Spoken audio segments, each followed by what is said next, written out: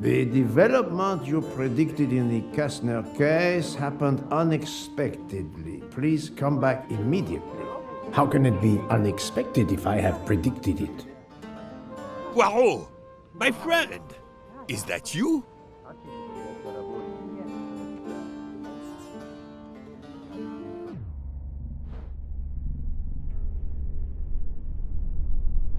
Over here, Poirot.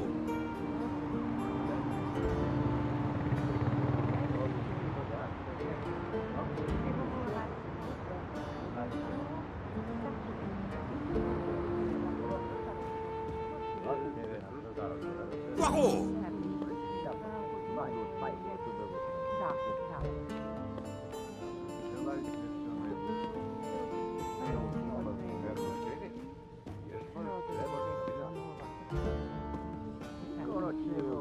Poirot, it is I, Book!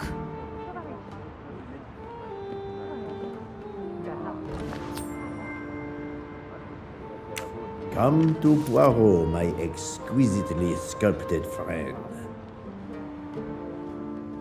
Poirot!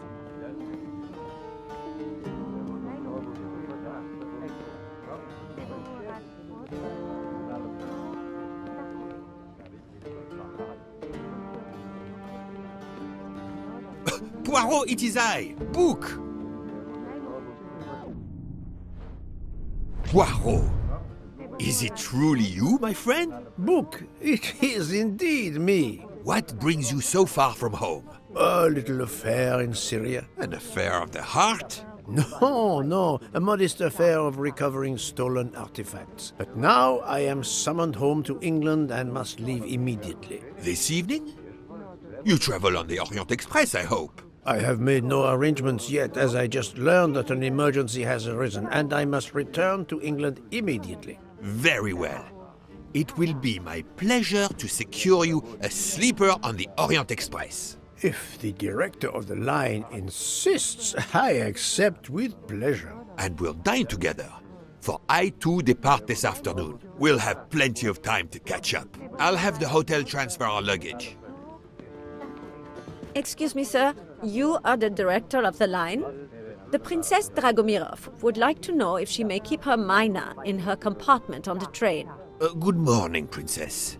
It is an honor to welcome you aboard. There is absolutely no problem for your pet. You will ask about his food? Oh, yes.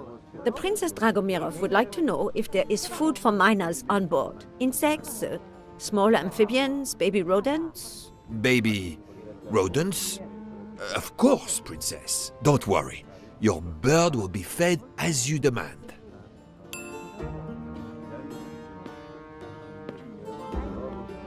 You there, desk clerk. One moment, sir. Listen to me. Call the police. My train ticket has been stolen. Stolen? Oh dear. Oh dear. You travel by the Orient Express, monsieur? Arbuthnot. Captain Archibald Arbuthnot, formerly British Army, now retired. And yes, I'm taking the Orient Express to Paris. But what business is that of yours? My name is Book. I am the director of the line at your service. And perhaps this gentleman could assist you. He is Hercule Poirot. But I must make that train. A train ticket. Yesterday I recovered artifacts worth several millions. Please, my friend. It's not just any ticket. It's an Orient Express ticket. Very well, I will investigate. Thank you, Poirot. I will arrange a car to Circecchi station for us.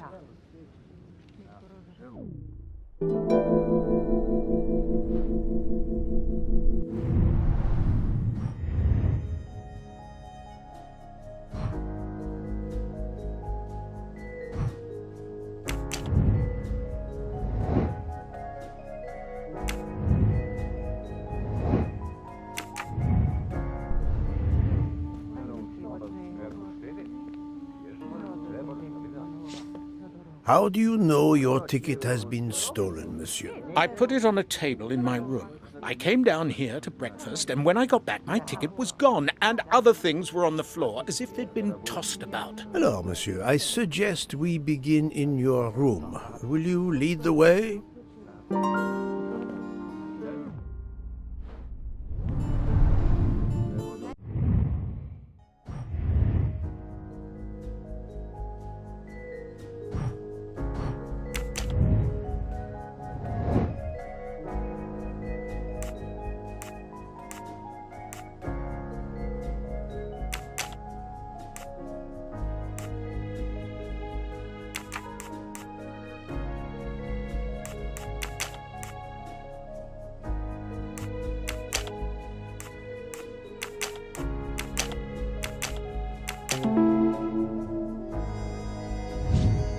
That's the right answer.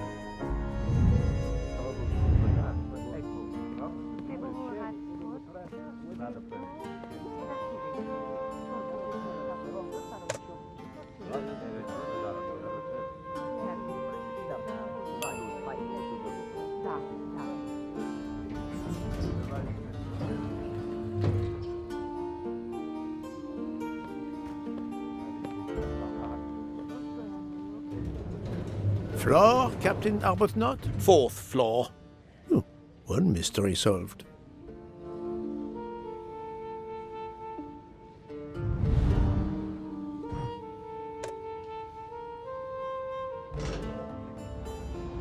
I suppose I can exercise my powers of observation while we wait.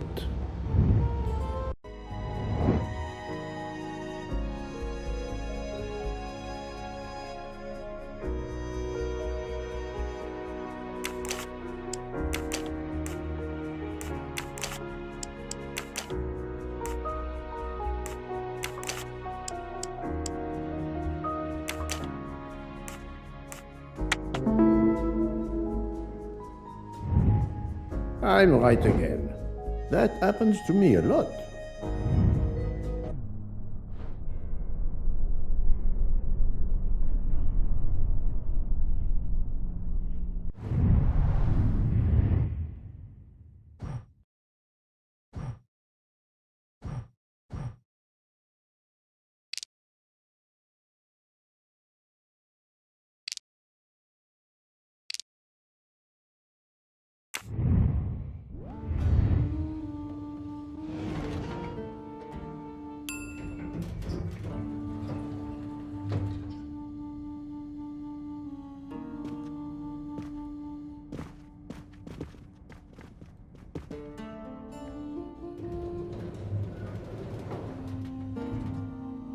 My room's along here.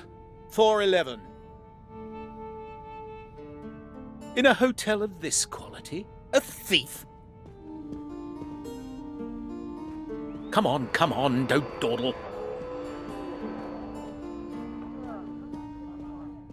It'll be a disaster if I miss that train.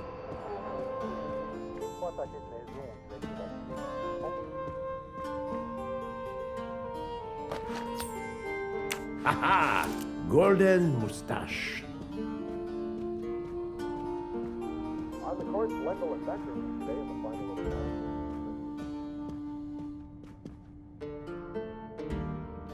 You have locked the door, monsieur? Naturally. This is a foreign country. You have the key card? Of course. We will enter.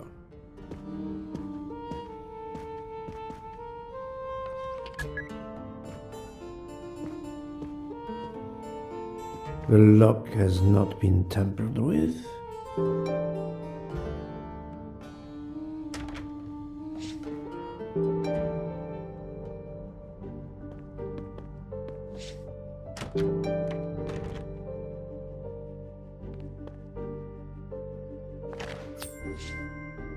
Another delightful trophy for my collection.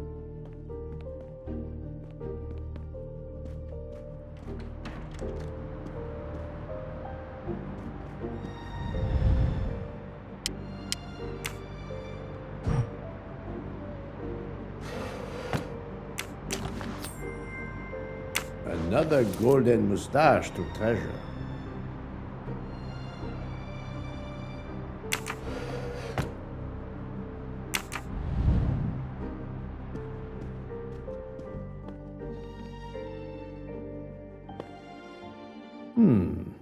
water with traces of soap. The water is scented.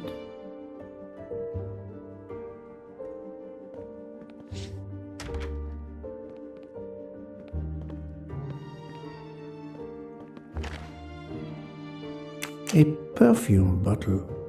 Empty. Suggestive.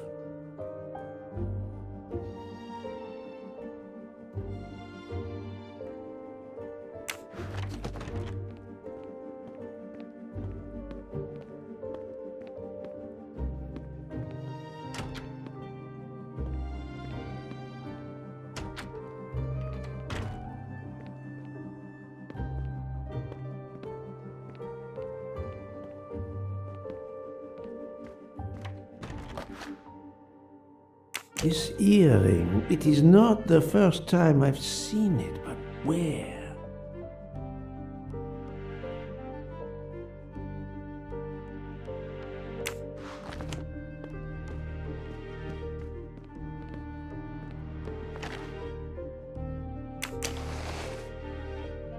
The wallet is somewhat worn. It contains just over $200 and the usual cards.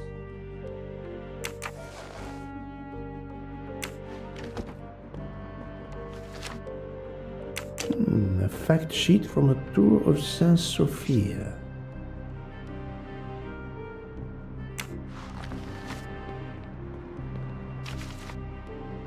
A stamped reservation for the Bosphorus ferry.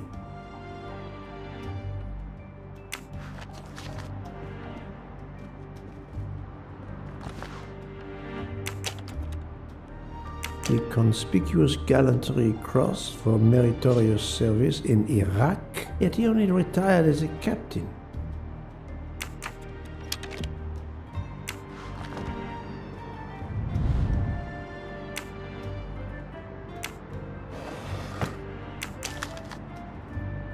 A brochure for this fascinating city.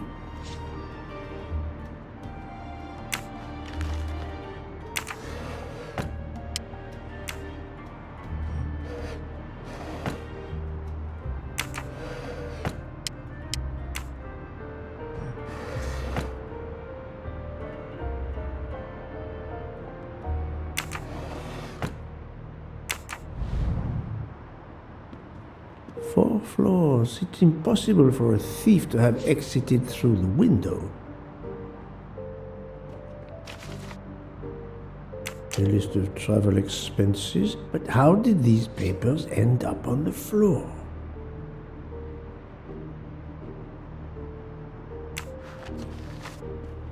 The bed is skillfully made.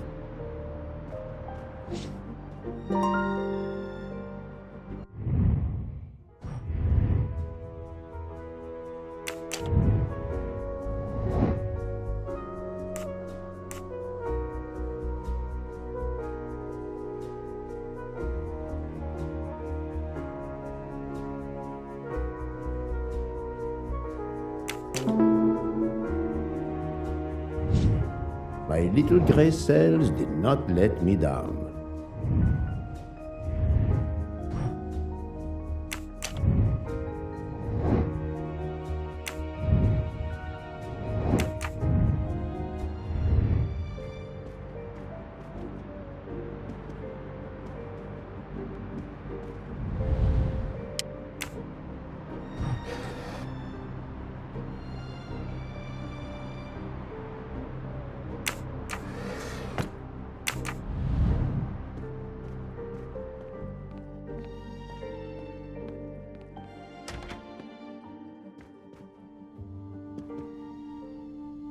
How long were you at breakfast, Captain? Half an hour or so.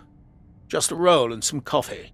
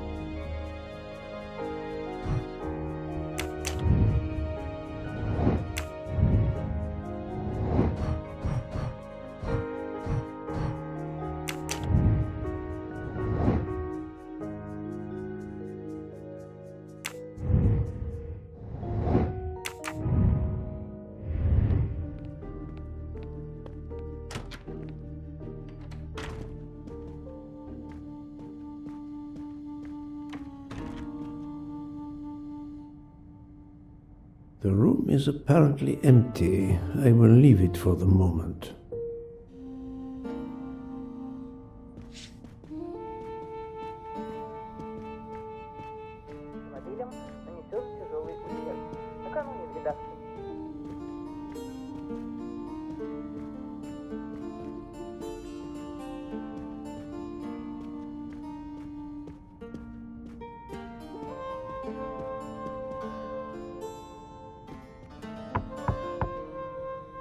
Go away, please. A brief word, sir. I will give you 2 brief words. Go away. Monsieur. I've been traveling all night from New York. Must I call the management? Pardon, monsieur. I do not believe we have awakened a thief.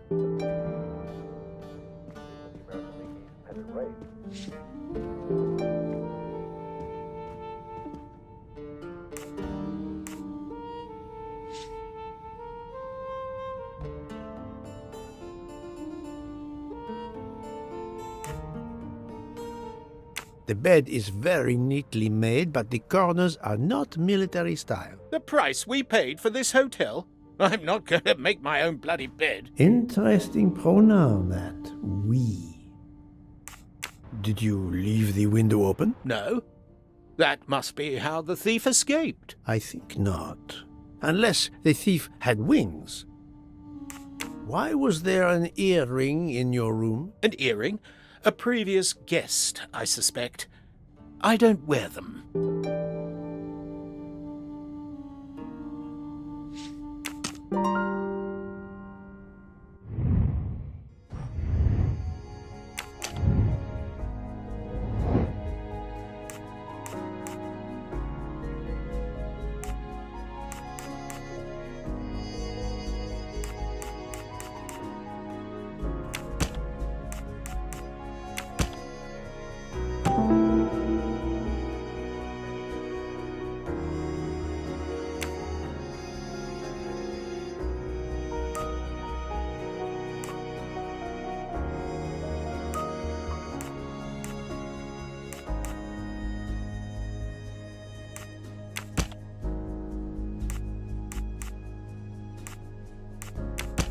Think, Poirot. That is not a good answer.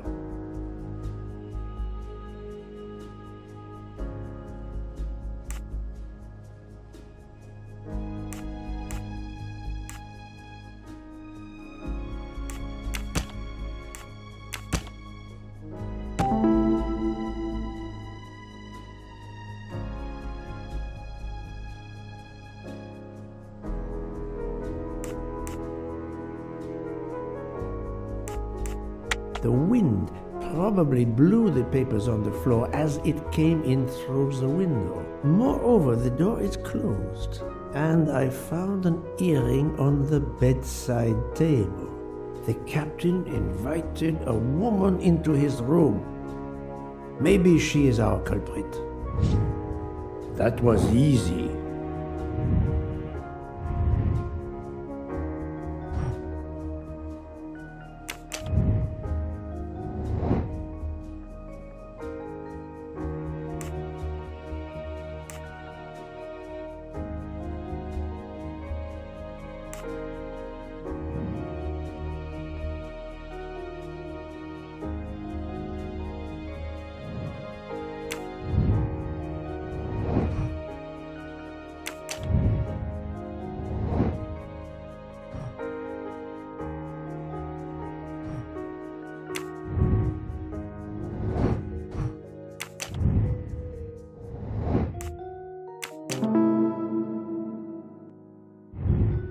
I'm right again. That happens to me a lot.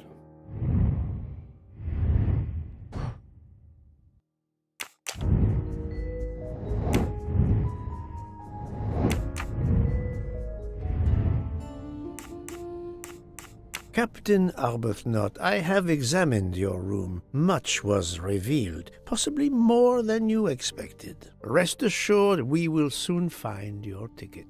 It's about bloody time. I have a train to catch. As do I. You are traveling on the Orient Express? Oui? If you will be good enough to answer a few questions, we may both make our train. Ask away. Please give me an account of your movements yesterday. I spent most of my day in Istanbul, sightseeing. I returned to the hotel as the sun was setting. The desk clerk can confirm I was alone when I picked up my key. I spent the night alone. I had no visitors in my room.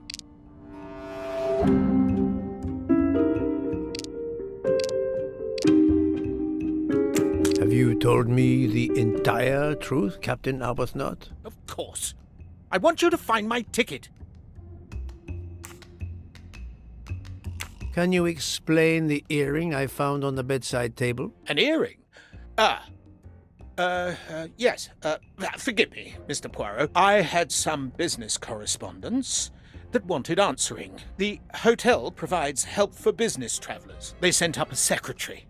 I dictated a letter, and she mailed it for me. I hadn't noticed that she had lost an earring. And when did you invite this secretary? This woman may be the thief we are looking for. That was yesterday evening. My ticket was still there when I went down to breakfast. She can't have taken it. I see. Never mind. It is easily checked. And there was no other person in your room? No, I swear there wasn't. Ah, well, never mind. If it is not her, there is only one option left. Fine. Please finish your job quickly. I'll be downstairs in the lobby.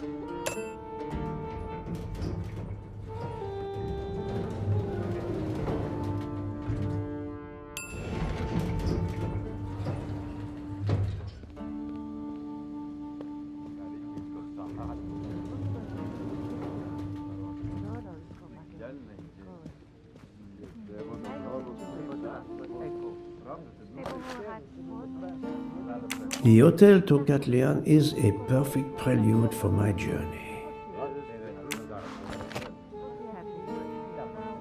Pardon, monsieur. May I inquire when the staff begins cleaning the rooms? Every morning at breakfast time, sir. After making certain there are no guests in the room, of course. May I speak with the chambermaid who cleaned room 411 this morning? I hope you don't think that one of our staff stole the ticket. No. Do not distress yourself. We seek only information. I will summon her at once. Oh, I'd ask her to bring her laundry cart.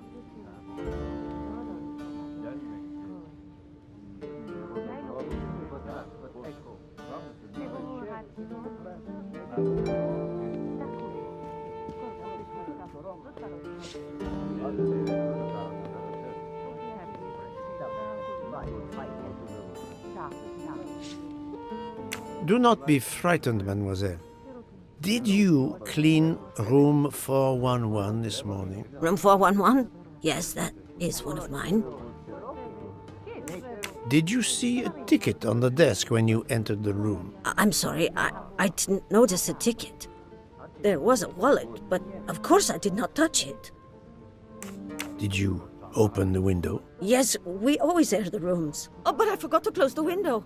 While I was making the bed, the person from next door was pounding on the wall. I wondered if he needed assistance. I tossed the dirty sheets in my cart, quickly finished mopping, and went to see, but it was nothing. But I'm afraid I left the window open. I'm so sorry. The window left open, papers scattered on the floor. The chambermaid cleaning the room. I believe I can now visualize what happened.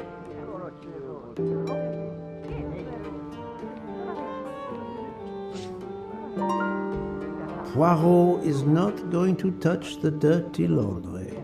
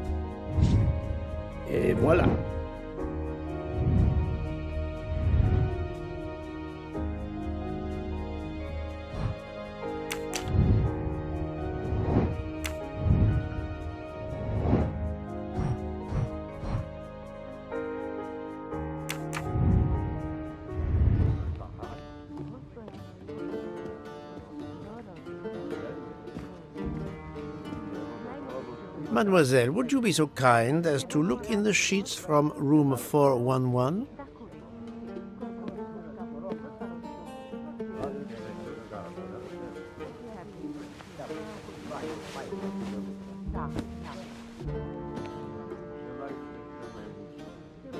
And so the missing train ticket completes its strange journey.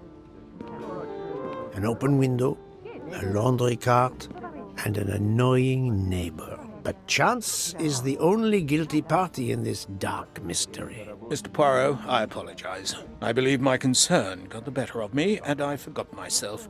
Thank you. It was a case of great magnitude. I'm glad I was up to the challenge. And that, I think, is that.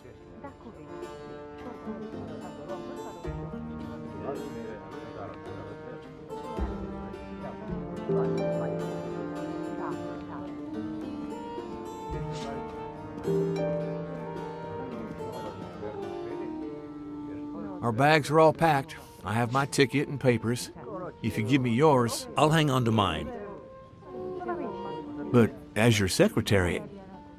As my secretary, you see to the bags, Hector. Yes. Yes, sir. That man, I have a curious impression of him, as if I were observing a wild animal, uncaged.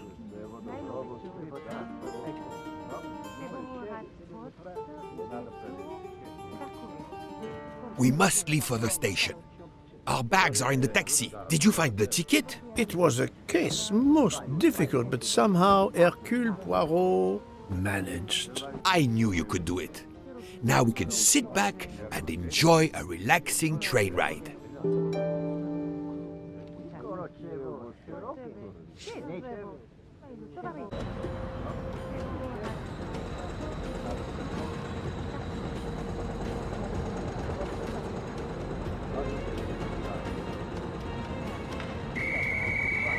You are in luck, Poirot. Of course, no journey on this train is ever ordinary, but this is a special occasion. To celebrate the 140 years of the Orient Express, the engine will be none other than the splendid Pacific 231G558. There she is, Poirot. The most celebrated train in history. Oh, my eyes fill with tears of pride. It is time we were aboard, my friend. Follow me. The wagon-lit conductor, Pierre Michel, will direct you to your compartment. Lead the way, Book. It was built in France in 1922 by the Compagnie Batignolles-Châtillon. At the time of its purchase by the SNCF in 1938, it could reach speeds up to 130 kilometers per hour. Wait until you see. It is like traveling back in time. Today, the train is limited to 100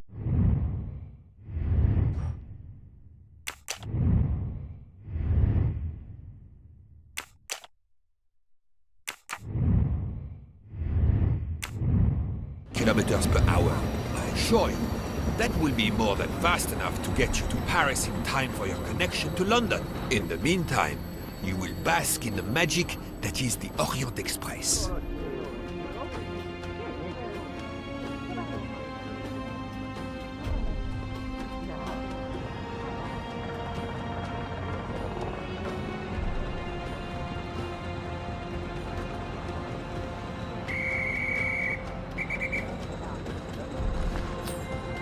You can never have too many of these.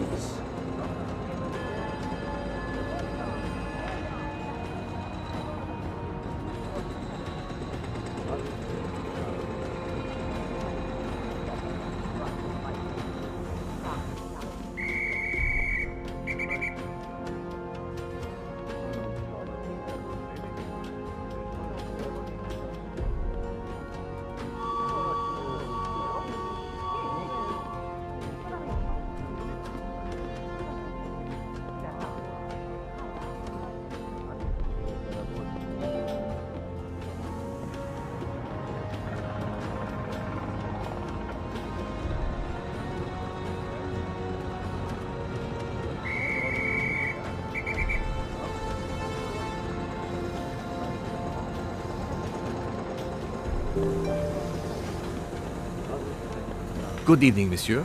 Your compartment is number 202. However, I am afraid that all the others are already full. Fool? But how can that be? It is incredible, monsieur. All the world elects to travel tonight. All the same, you must find room for this gentleman here. I can exercise my powers of observation while they try to find me a bed. He is a friend of mine. He can have number 201. It is taken, monsieur. What? Number 201? Yes, monsieur. We are full. Full everywhere. The 140th. Mary. Not now. Not now. When it's all over, when it's behind us, then.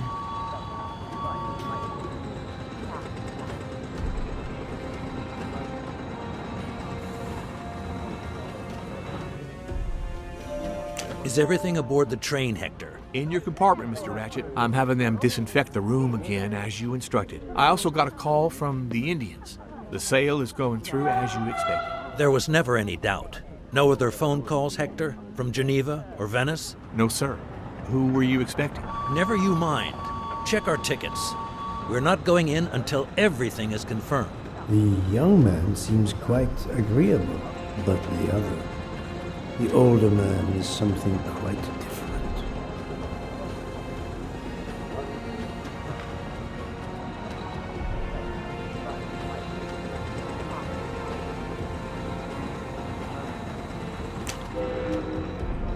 Notice the young woman from the hotel. She again wishes to watch the old man with his little friend, but not to be seen herself.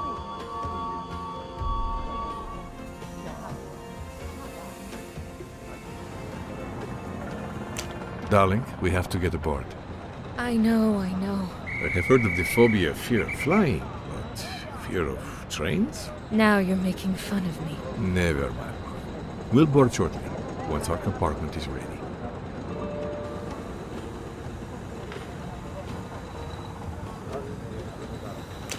Why did you order so much lobster, Hotaru? My dear Freya, I need it for my specialty on the second night. And if the lobster a la mori isn't fresh, the passengers will know. We don't have enough space for my desserts. Tonight, molten chocolate cake. Tomorrow, my specialty. That is not my concern. They will not have room for them anyway. Serve your lobster tonight. Chicken a la mori must be the first night dish for the travelers. It is easier to digest. Ugh, you really are the egomaniac everyone says you are. I have every reason to be. I am the engine. You are just the caboose.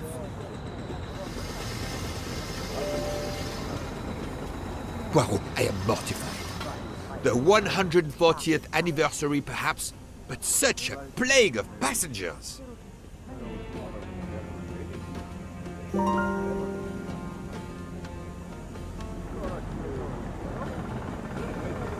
Poirot, I am mortified. The one...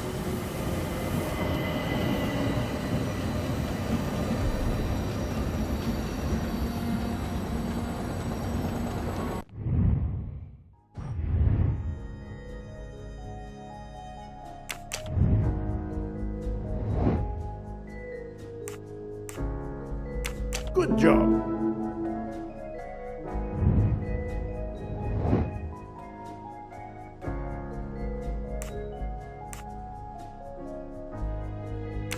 I must admit I'm not right this time. Darling, we have to get aboard. Nice.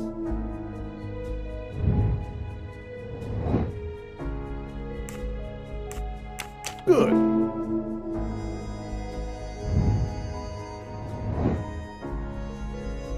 Adequate.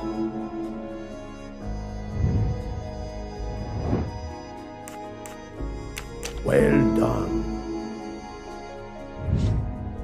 My little gray cells did not let me down.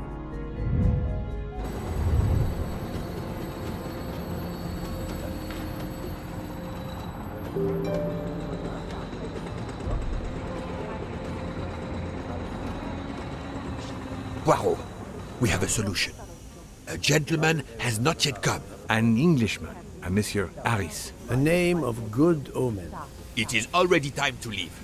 What do I care for Mr. Harris? As Monsieur pleases. I had your things sent straight to your compartment. Unfortunately, you will be with another traveler. No, Only for the first night. It cannot be helped. I will survive, mon ami. Monsieur Book, we can't find enough space in the kitchen refrigerator to store all of my ingredients. How is it possible? His recipes are extravagant. We need to leave something on the platform. If my lobsters don't go, I don't go. And have the passengers of the Orient Express go hungry? Never!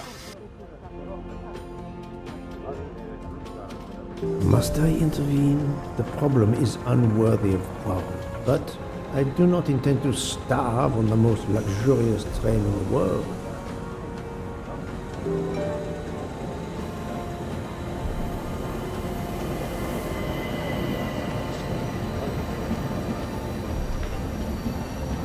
Thank you for coming to help us. It is impossible to fit everything into the Gary's refrigerator. Obviously, my entrees are more important than dessert. If Mr. Mori delays his lobsters for a day or two, we can restock at another station. Delay?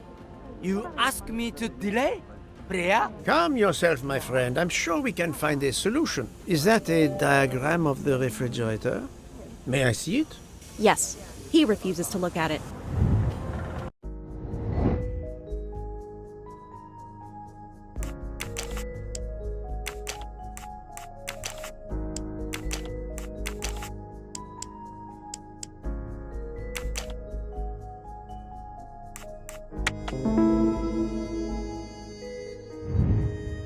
That's the right answer.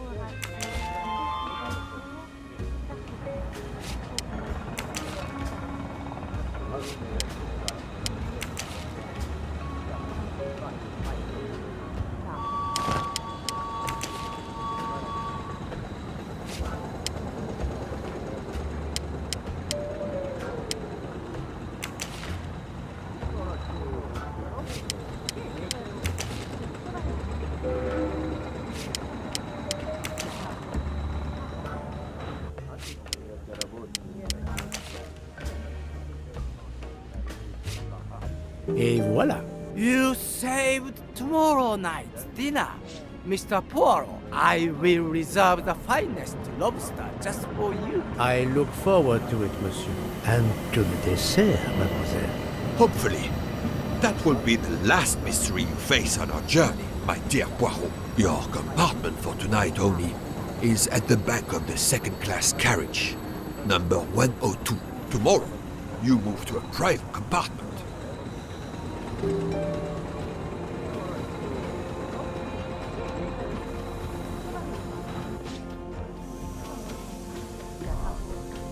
Welcome, Monsieur Poirot.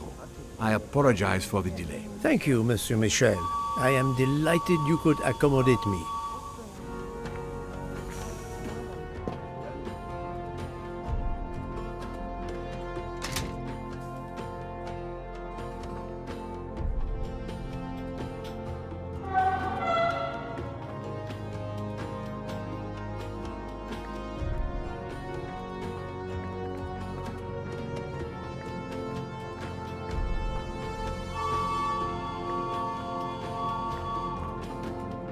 Pardon me?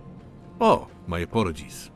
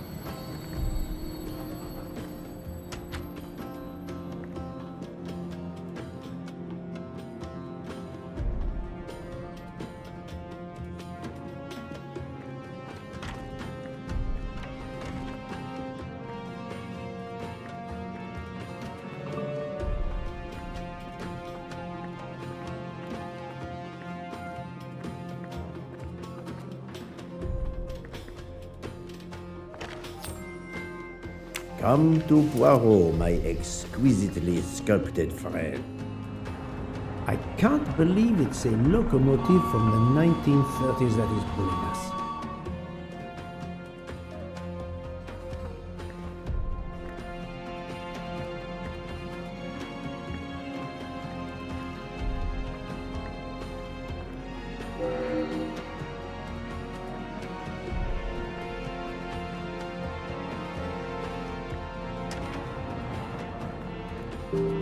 Excuse me, I think you made a mistake. You are Mr. Harris? No, my name is McQueen. There is no other berth on the train, monsieur. All is arranged. Yours is the upper berth. We start in 1 minute. The train's remarkably full. En voiture! Listen, sir, if you'd rather have the lower berth, easier and all that, well, that's all right by me. No, you are too amiable. It is for one night only, at Belgrade. Oh, I see. You're getting out of Belgrade. Not exactly.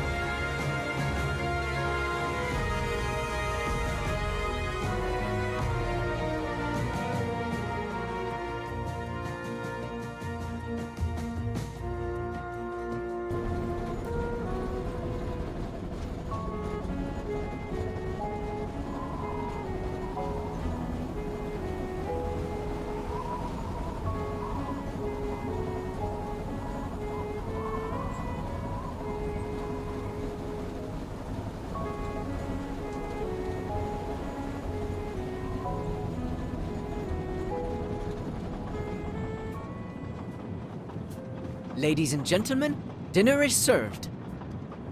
You may join the rest of the passengers in the dining car.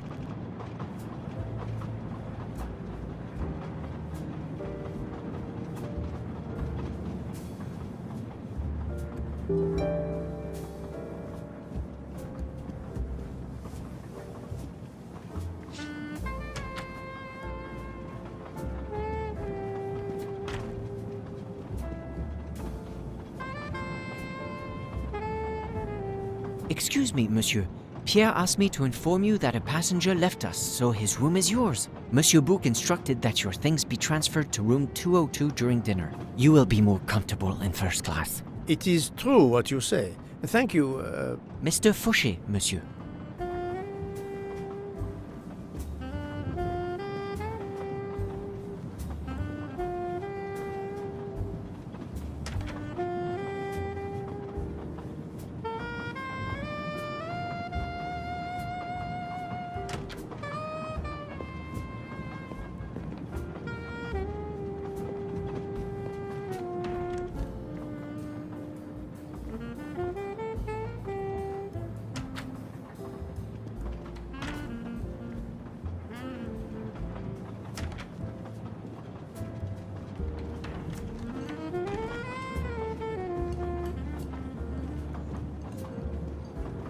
Yes, sir? Yes, sir?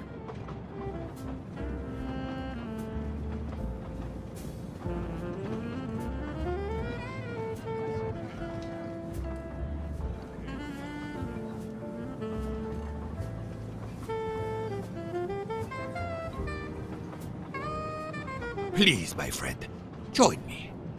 I have taken the liberty of ordering you your lobster. Thank you. It appears our fellow passengers are all gathered here again tonight. Ah. If I had but the pen of a Balzac, I would depict this scene. Oh, it is an idea, that. Ah, you agree. It has not been done, I think, and yet it lends itself to romance, my friend. All around us are people of all classes, of all nationalities, of all ages. For 3 days, these people, these strangers to one another, are brought together. They sleep and eat under one roof. They cannot get away from each other. At the end of the journey, they part. They go their several ways, never perhaps to see each other again. Certainly it interests us, inviting us to watch and wonder about their lives. Ah, I know you, my friend. Even now, your mind, it is at work. Let us test it. For example, what do you make of those two? I was visiting my daughter. She works at the American Embassy in Istanbul. I told her she'd never find a husband there. Since I wanted to see Paris on my way home, she told me I should take this high-class train. I can't wait to see Paris. It looks beautiful in the movies, but it couldn't be more beautiful than Schenectady in the good old US of A. That's where I'm living now. And you, Miss Debenham, was it? Where do you hail from? I was born in the UK. Oh, that's in England, isn't it? What do you do for a living? I teach English to children in other countries. I see.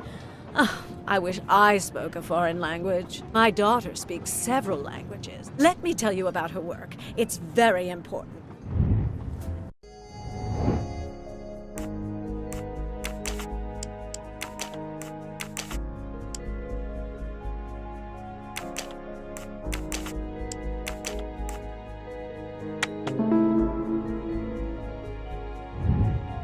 Et voilà. There is much you can learn about someone just by observing them and listening. For example, that lady is reserved. She reveals little. She is self-contained. Some secret prompts her to allow her dinner companion to carry the conversation. I confess, in this case, what I witnessed in Istanbul suggests more, but I will respect her privacy. You will always amaze me.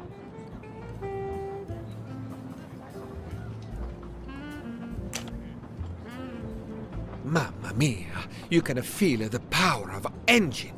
We climb into the mountains with ease. I know something about the power, and this baby has it in spades. There's something special about a train. I'll give you that.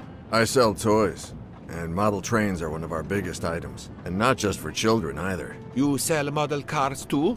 Sure, but give me a train any day. Oh, my friend. What do you have against the cars? Now I work at Fortuna in Italy as a spokesperson. We are producing the next generation of electric cars, the Fortuna Firenze. Like the city, it is beautiful. We got the competitors looking over their shoulders so much, they're going to hit something. Didn't mean to be insulting. It's just that there's something magical about a train.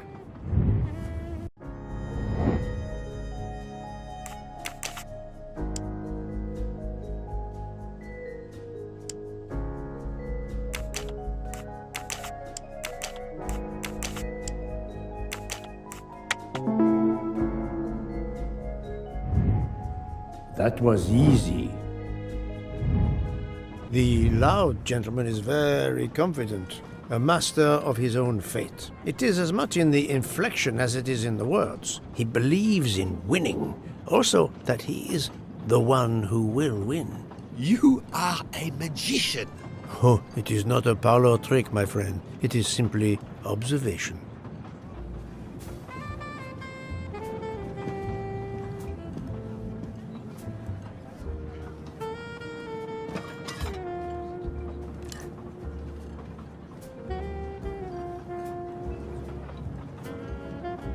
My friend, this is one of the best desserts I have ever eaten. You have always had the sweet tooth. But it is a masterpiece. I can't understand how the dessert can be so good. I would love to know what the recipe is.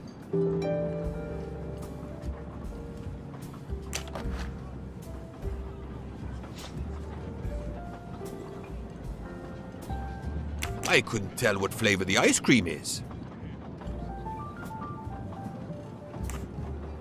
It looks like lemon.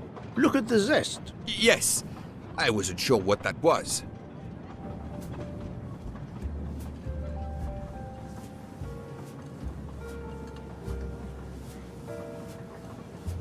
What is the red fruit?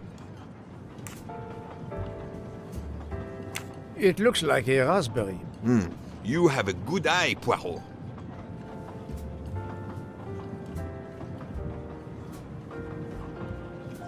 The biscuit is the foundation of the dessert. All else is built upon it. What do you think? It looks like crushed biscuits, my friend. Finely observed, indeed. Poirot, I am embarrassed to ask you a great favor. My friend, I am on this train due to the great favor you have done me. How may I assist you?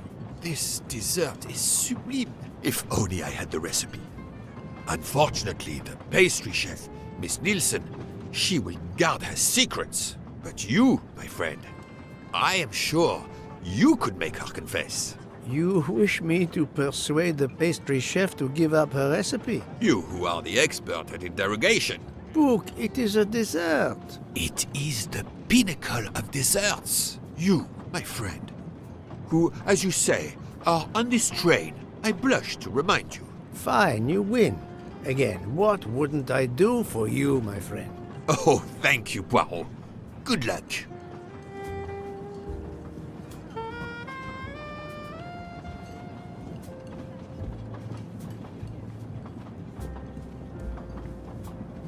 Good evening, mademoiselle. Good evening, sir. How can I help you? That was a magnificent dessert you served us tonight. I wanted to tell you personally how much both Monsieur Bouc and I enjoyed it. Thank you very much, sir. In fact, it is so good. Monsieur Bouc insists on knowing how you made it. Oh, sir, I'm sorry. You must know a chef never gives away their recipes. But, well, you helped with the refrigerator, and without space in it for me, there would have been no dessert. Very well. To prepare tonight's dessert, first I melt sugar to make caramel. Then I spread this caramel to make tuiles. Between two tuiles, I add a small scoop of lemon ice cream, and I put the whole thing on a strawberry crown. Poirot, you are suspicious even now. The pastry chef gave up her prized recipe a little too easily. I sense she wasn't entirely honest with me.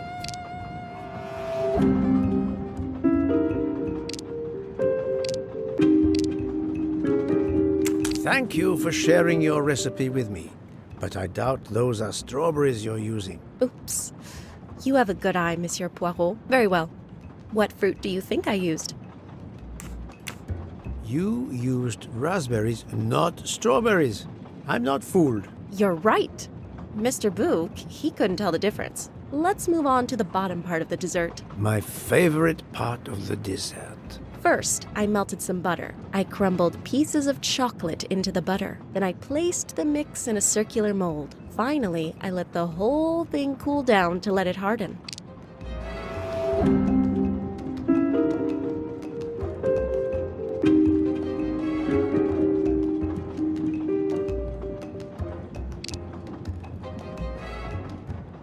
It's certainly not chocolate that you've crumbled. I see you do have an excellent palate.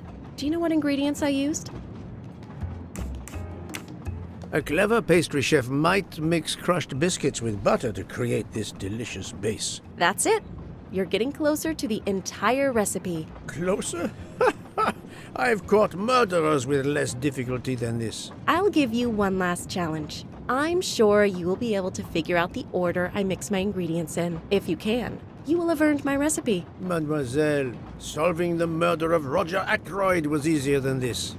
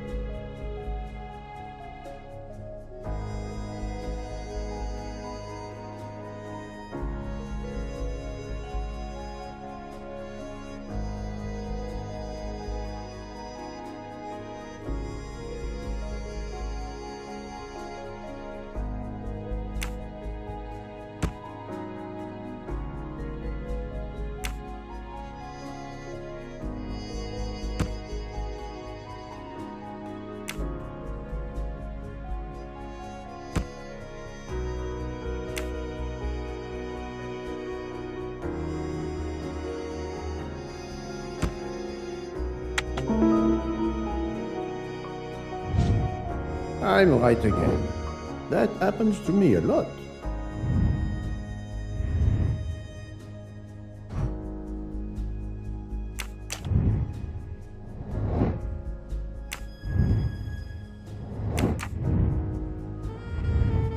As promised, my recipe is yours. Give me 5 minutes to write it down for you. Thank you. I am in your debt.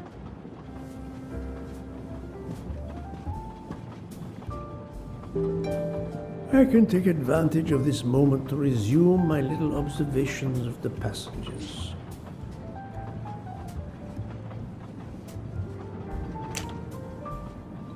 Did you enjoy the meal? I'm not used to meals like this. You do not have good restaurants in Kenya? Actually, we do.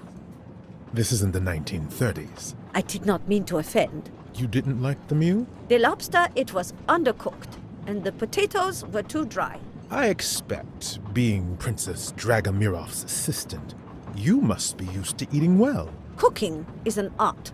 You do not need to wear the chef's hat to be an artist. What is your favorite dish? Currywurst. It is a specialty of mine.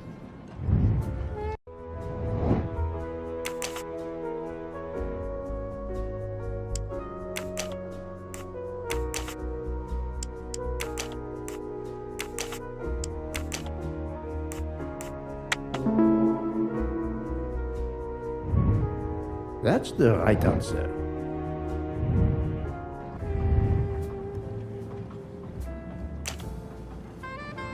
I made a lot of progress on the expenses last night, sir. I should be done by tomorrow morning. You're supposed to be a fast worker, Hector. Sorry, sir. Working here is not as comfortable as in our office in Boston. You're lucky to ride in a train like this.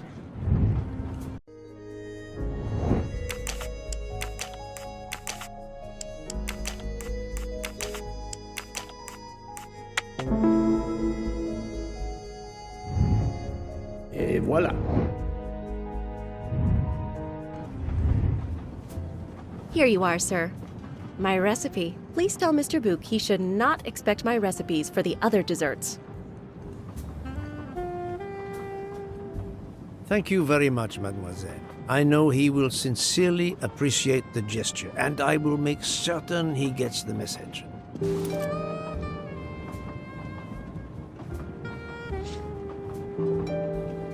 Yes, sir?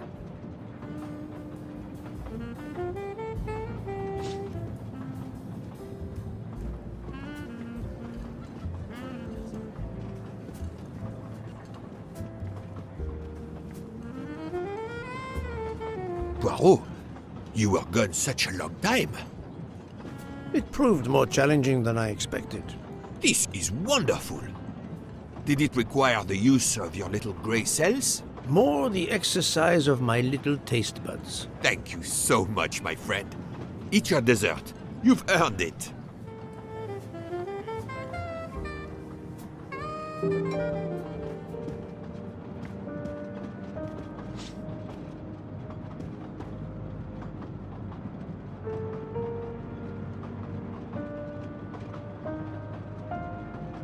Good evening. My name is Ratchet. I think that I have the pleasure of speaking to Mr. Hercule Poirot, is that so? You have been correctly informed, monsieur. Your exploits are well known on my side of the Atlantic. In my country, we come to the point quickly. Mr. Poirot, I want you to take on a job for me. Are you interested in earning a lot of money? My clientele, monsieur, is limited nowadays. I undertake very few cases. Why, naturally. I understand that. But this, Mr. Poirot, means big money. Big money.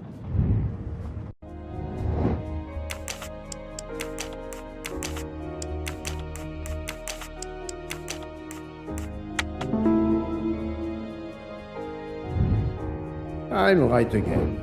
That happens to me a lot. What is it you wish me to do for you, Monsieur Ratchet? Mr. Poirot, I am a rich man. A very rich man. Men in that position have enemies. I have an enemy. Monsieur, in my experience, when a man is in a position to have, as you say, enemies, then it does not usually resolve itself into one enemy only. Yes, I appreciate that point. Enemy or enemies, it doesn't matter. What does matter is my safety. My life has been threatened, Mr. Poirot. Now, I'm a man who can take pretty good care of himself. But as I look at it, a little insurance wouldn't hurt. And remember, big money. I regret, monsieur, that I cannot oblige you. What's wrong with my proposition? If you will forgive me for being personal, I do not like your face, Mr. Ratchet. Now, if you wouldn't mind, I'd like to finish my coffee peacefully.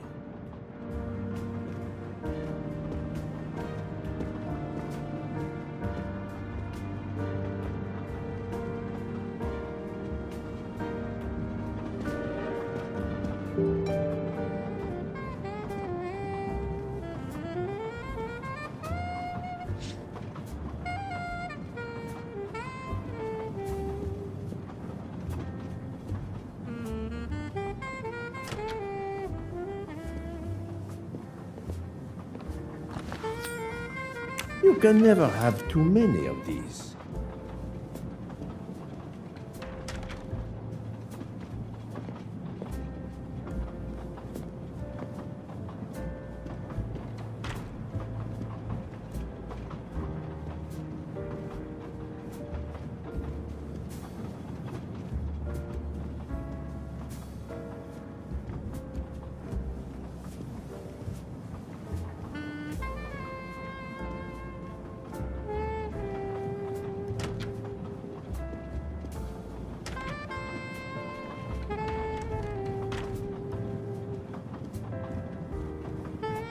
A nightcap, Monsieur Poirot?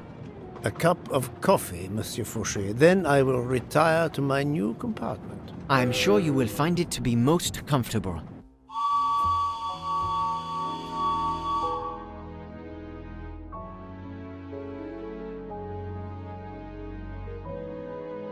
We have stopped? Yes, sir. Belgrade Station. If you'd like to go out and get some fresh air, now is the time. The train leaves at 9:15. No, I see that it is snowing. I will not seek out the fresh air. Probably a wise decision. May I suggest a chocolate to accompany your coffee? It is produced by my father, the best chocolatier in Switzerland. I would never refuse a chocolate with such high recommendation. I know you will enjoy it, and please let me know if there is anything else you require.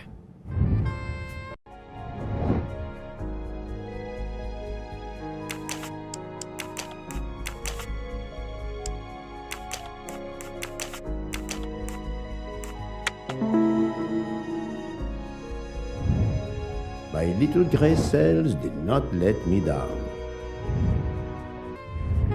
Everything was perfect. Thank you very much. My pleasure. Is there anything you require, monsieur? No, merci.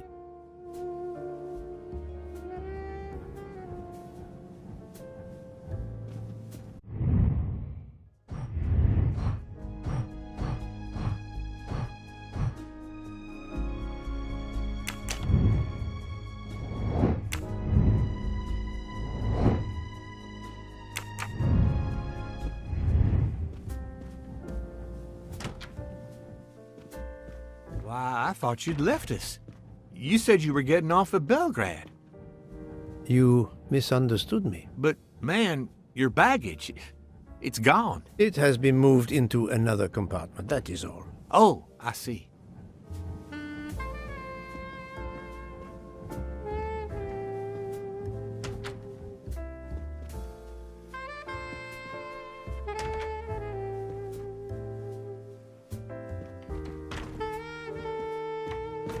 I wish you a good night, Monsieur Poirot. Good night.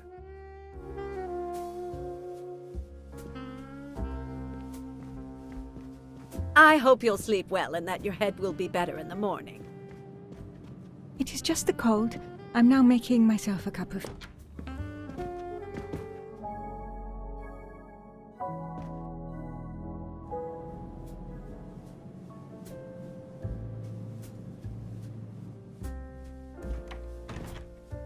Monsieur Ratchet seems very upset.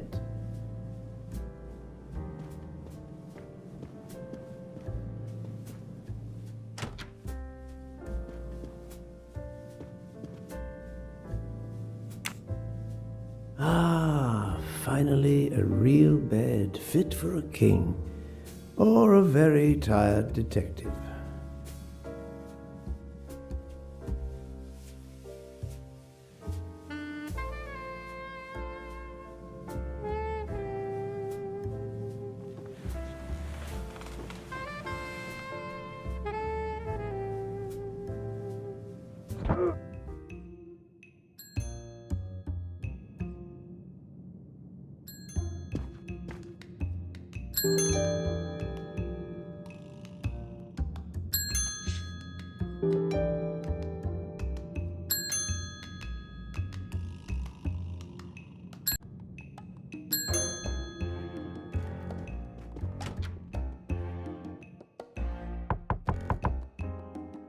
Monsieur Ratchet? Ce n'est rien, je me suis trompé.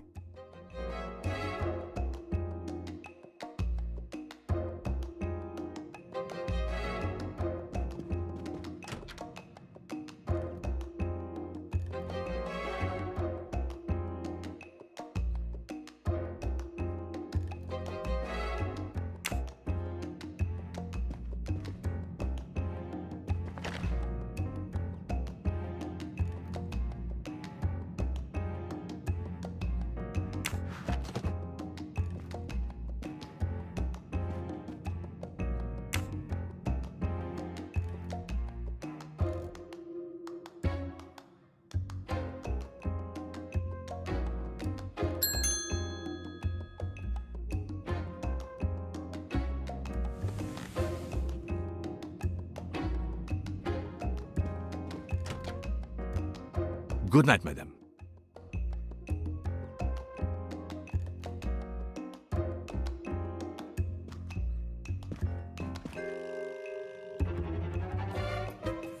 The American lady? Yes, don't worry. You'll know how Mrs. Hubbard is. Imagine to yourself the time I have had with her. She insists, but insists, that there is a man in her compartment. Just imagine it, monsieur.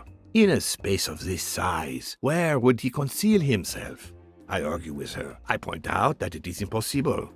She insists. She woke up and there was a man there. And how, I ask, did he get out and leave the door bolted behind him? But she will not listen to reason. That one does not leave time to listen. The train has stopped, Mr. Michel? We have run into a snowdrift. Heaven knows how long we shall be here. I remember once being snowed in for 7 days. Where are we? Between Winkowski and Brod. Oh la la. It's time for me to go back to bed. I wish you a good night, monsieur. Or what is left of it.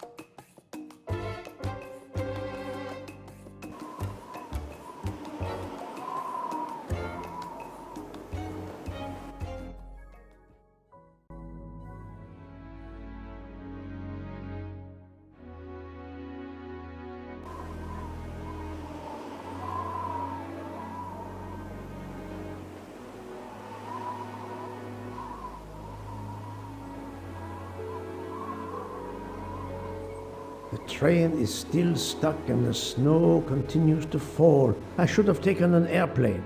Well, I must make the best of it and join the other passengers for breakfast.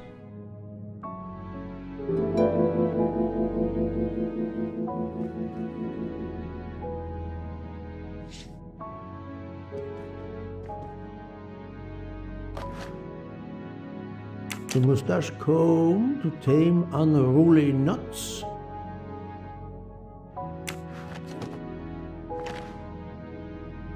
Finest of curling irons for the moustache. Wax to preserve the perfect symmetry of the moustache.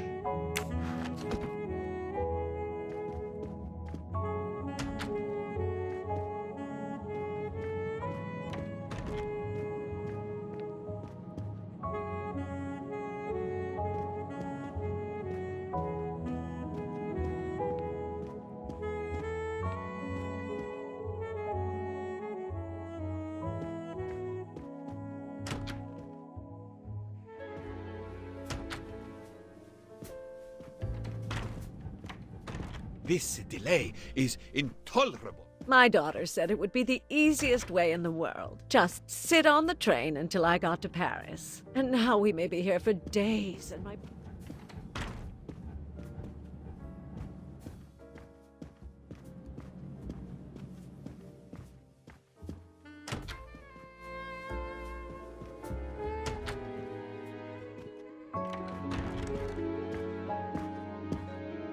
How long are we expected to be stranded here? It won't do much good complaining to me. That fellow there with the moustache, he may know something.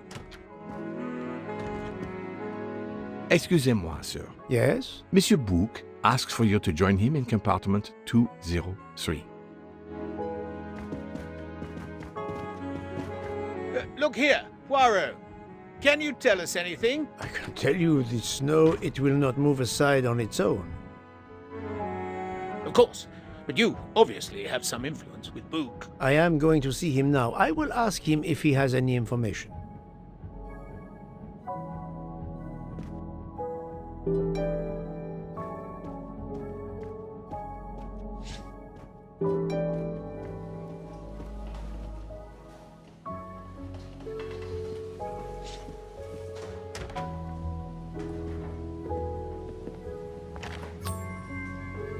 another delightful trophy for my collection.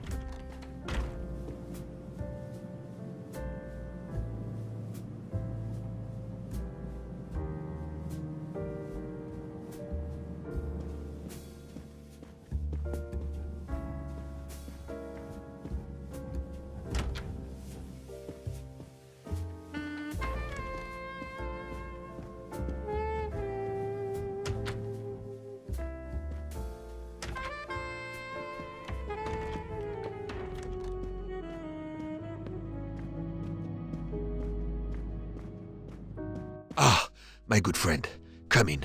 We have need of you. What has occurred? A passenger lies dead in his bed, stabbed. A passenger? Which passenger? In there.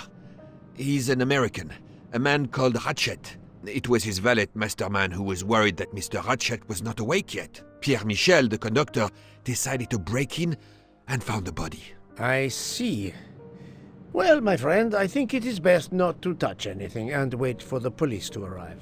Oh, I tried to call the police, but there is no cell tower for many kilometers. We could be stuck in the snow for hours. The murderer is with us. On the train, now! The sooner we catch him, the sooner we'll be out of danger. The Dr. Constantine is already examining the body. Mon ami, this is not a missing train ticket. We must follow procedure. We must wait for the police to secure the crime scene. Please, Poirot.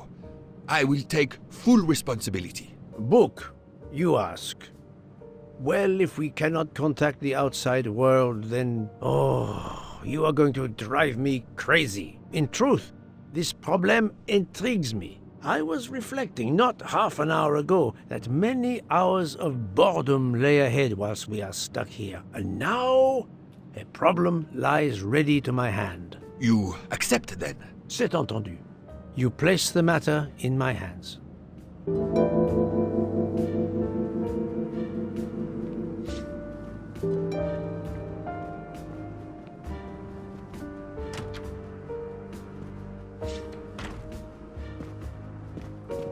Mr. Poirot, I am Dr. Constantine.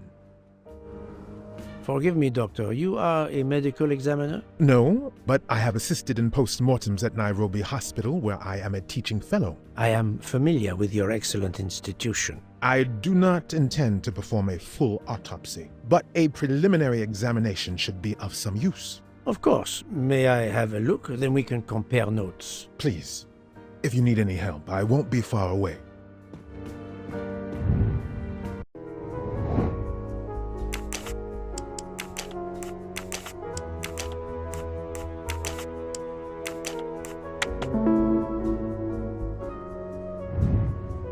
That was easy.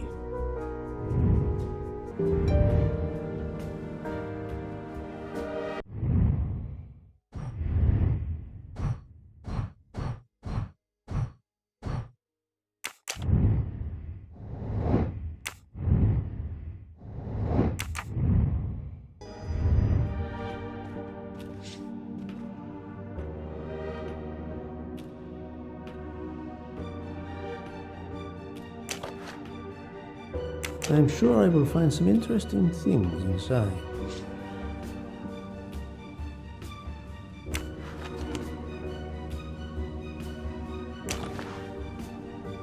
This phone was deliberately smashed.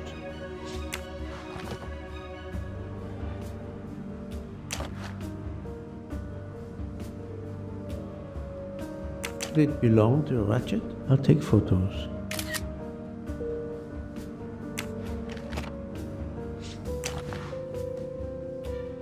A handkerchief.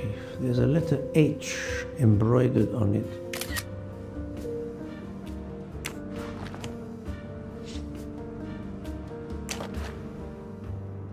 Last night, Monsieur Ratchet said he takes precautions. I see now what he meant. He knew he was in danger and wanted to be ready, yet it was no use to him. I will leave it here for the police.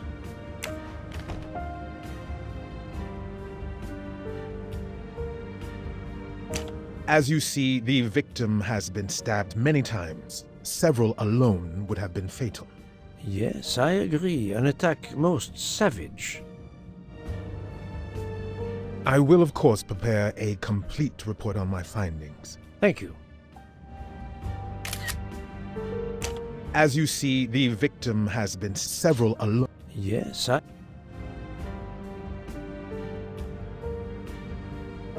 I will, of course. Thank you. The watch is broken. The hands are stopped at 1:15 a.m. One would expect that to be the time when the attack occurred.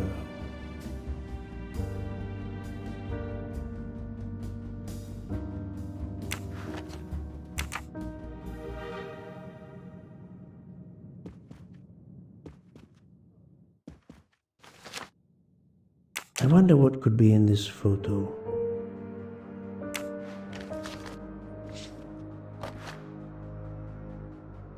A box of sleeping pills.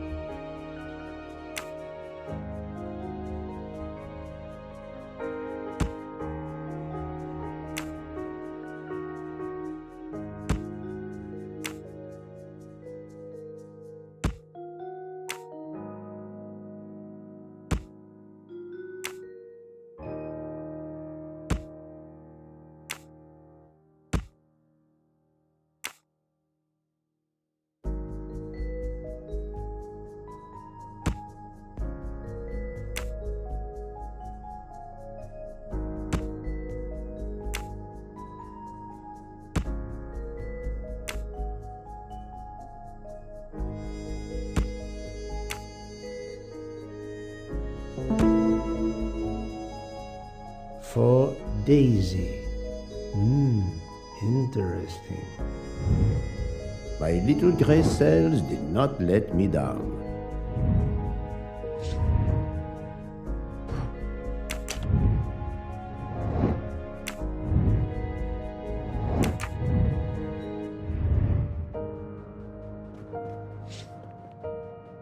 Where can the killer have gone? This door communicates with compartment 204.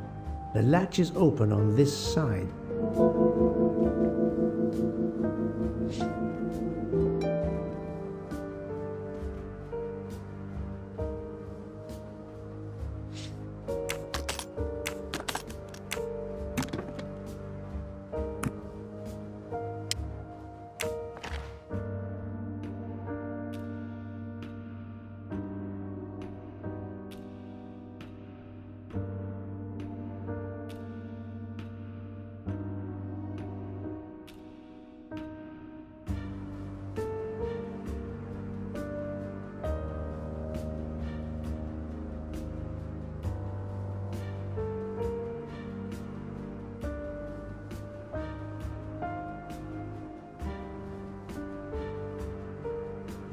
Not exactly the reading material one would expect of a man like Ratchet.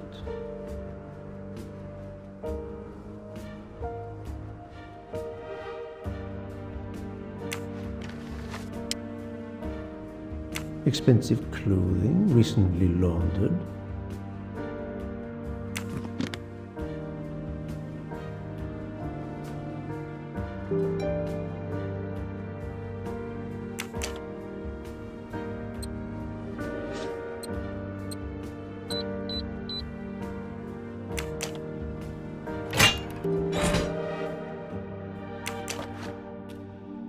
Not very surprising.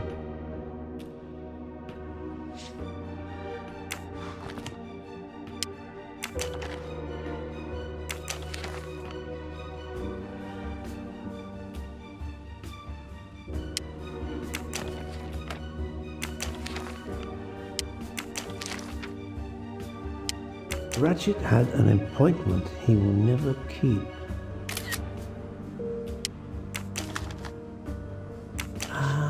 A meeting place on the back of a postcard. Someone with the initials A.W.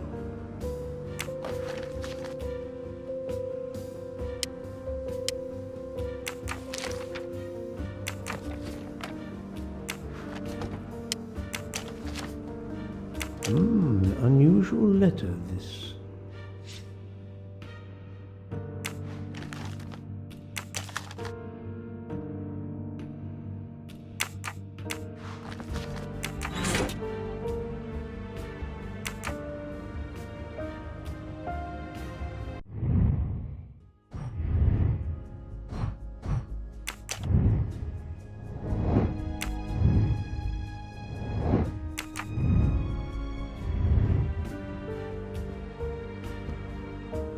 The chain lock is broken. Monsieur Michel told me that he broke the chain on the door to get into the room.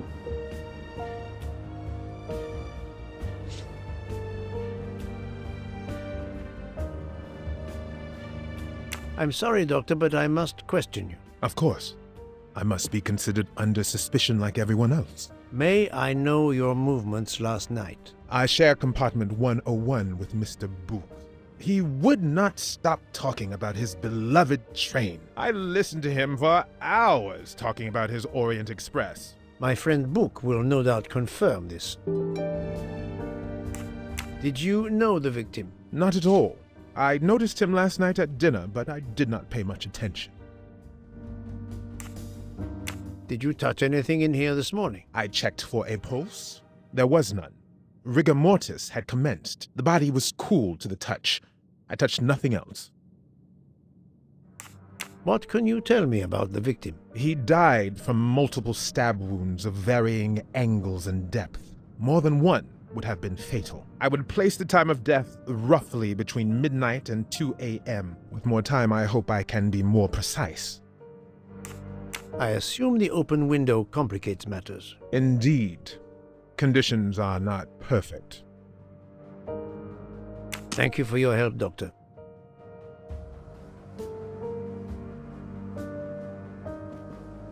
I shouldn't leave until I have finished inspecting the crime scene.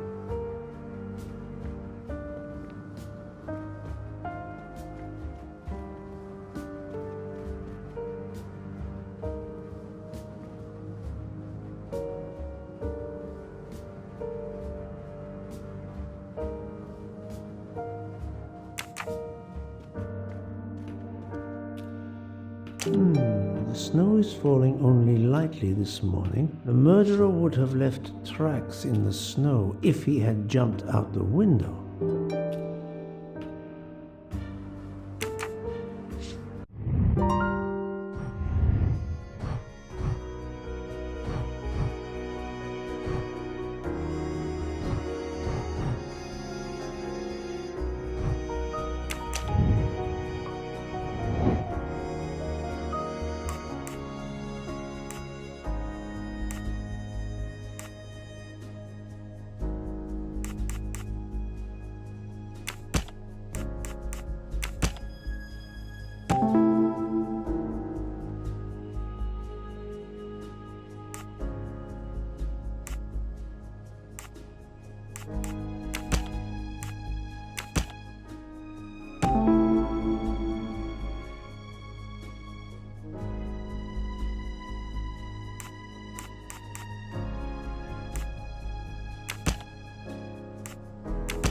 This is wrong, but I'm never far from the truth.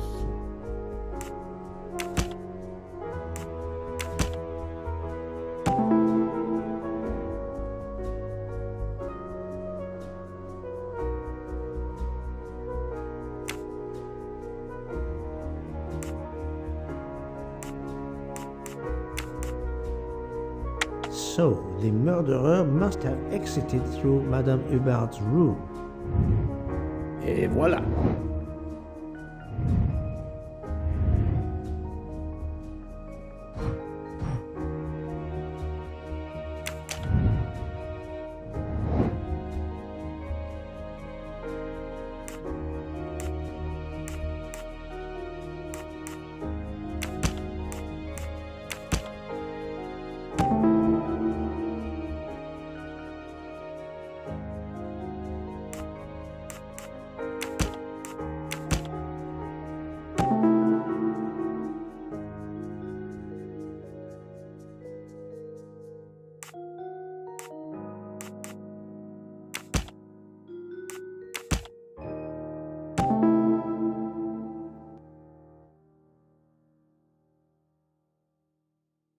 I can't imagine Ratchet taking a sleeping pill if he feared for his life. That was easy.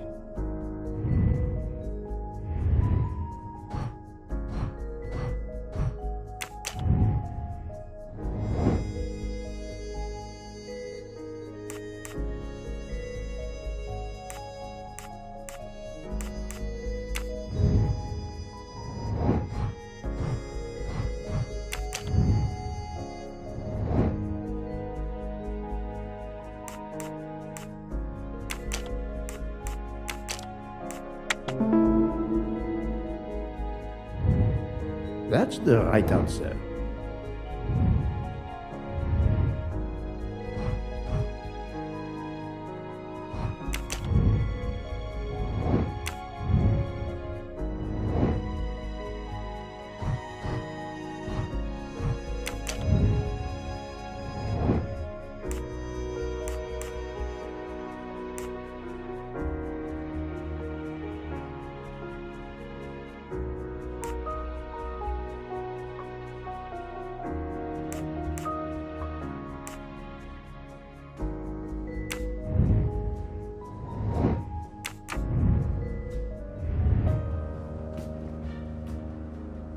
I shouldn't leave until I have finished inspecting the crime scene.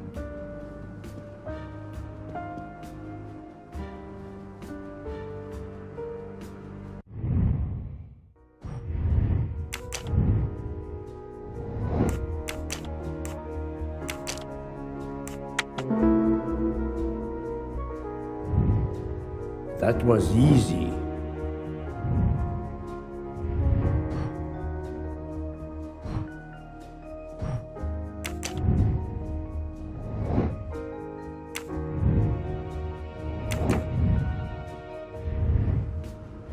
I think I've seen everything I need at the moment. I'm counting on you to finish your analysis. I'll have a more detailed report for you as soon as I can.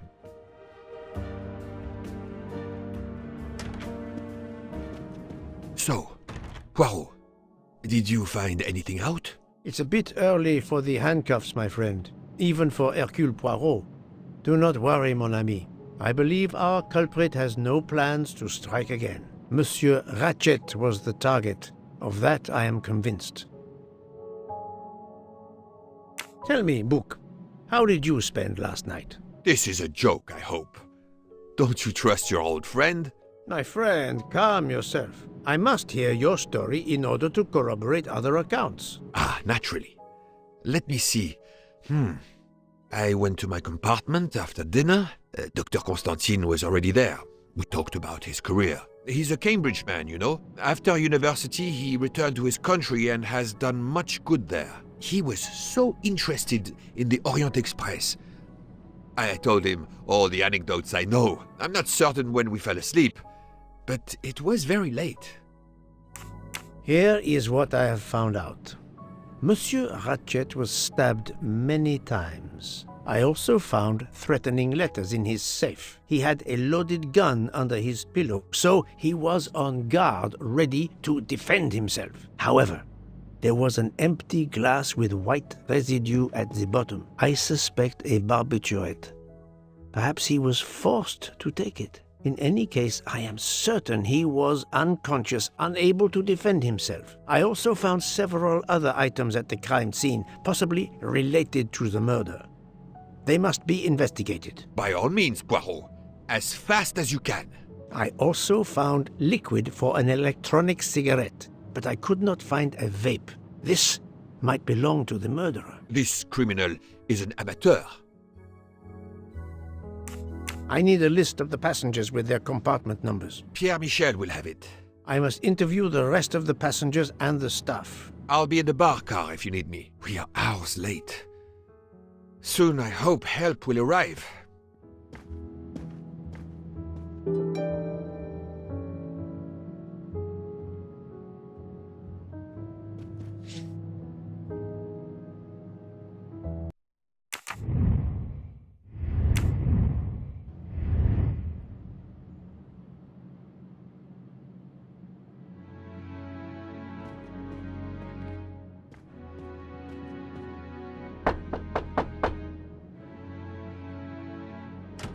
Good morning, madam. I am Hercule Poirot. Caroline Hubbard.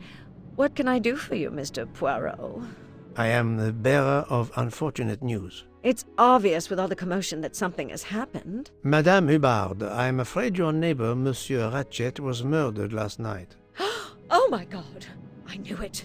I knew it! I would like to ask you some questions, but first, may I inspect your room? Of course, yes, you must.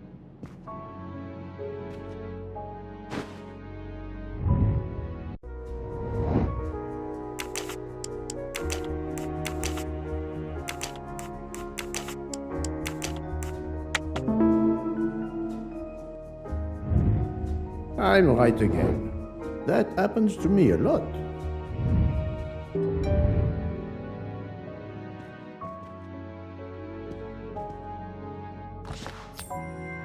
Another golden moustache to treasure.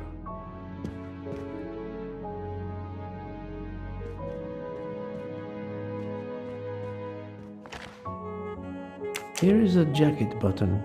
It bears the logo of the Orient Express.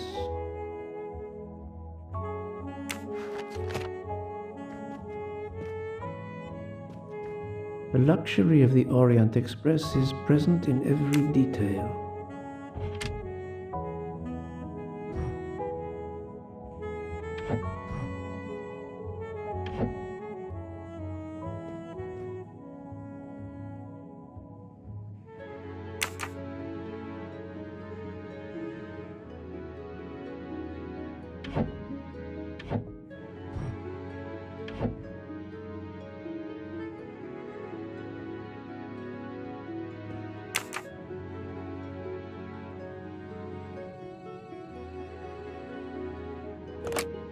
This door connects to Monsieur Ratchet's compartment. It was latched on this side.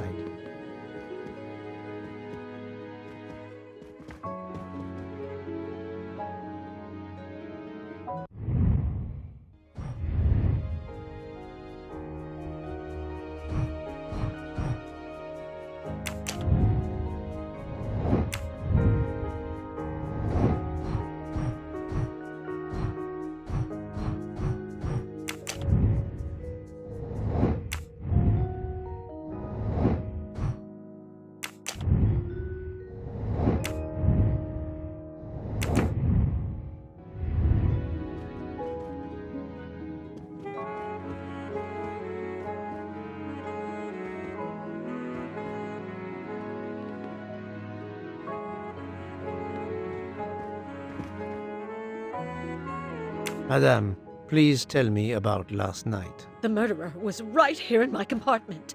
I woke up. All in the dark it was. I was just so scared I couldn't scream.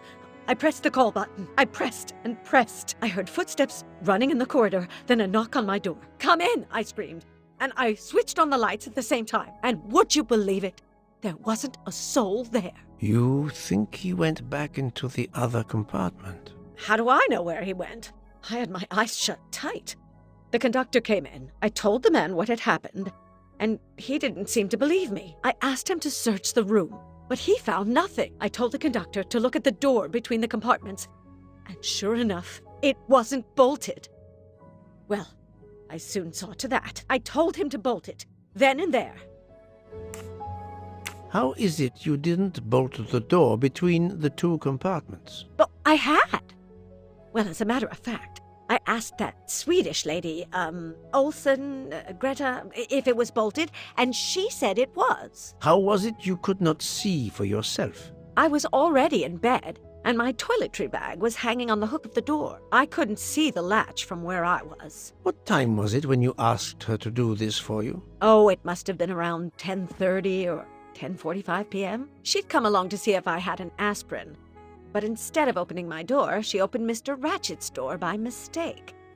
He said something quite rude, like, "Not a chance, lady, you're too old." It shocked her.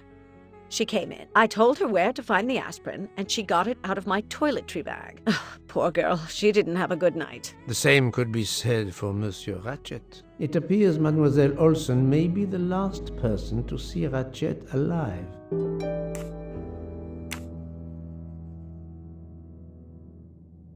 Is this your handkerchief? No, not at all. Yet it is embroidered with an initial H, like your name. I don't care. It's not mine, and I would certainly never buy something so impractical as that frilly thing.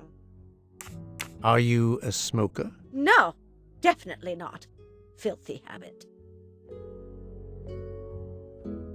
I found a jacket button on your table. It looks like it belongs to a train employee. The button bears the logo of the Orient Express. Well, of course the conductor came in last night, but he didn't go near that table. Still, it's a safe bet that it belongs to the conductor. I'll check his jacket later, to be sure. I have not finished inspecting your room. If you don't mind,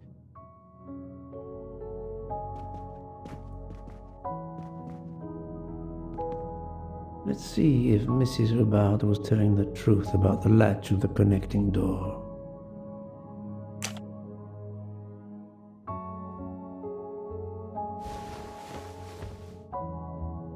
This hook is probably where Mrs. Hubbard hung her toiletry bag.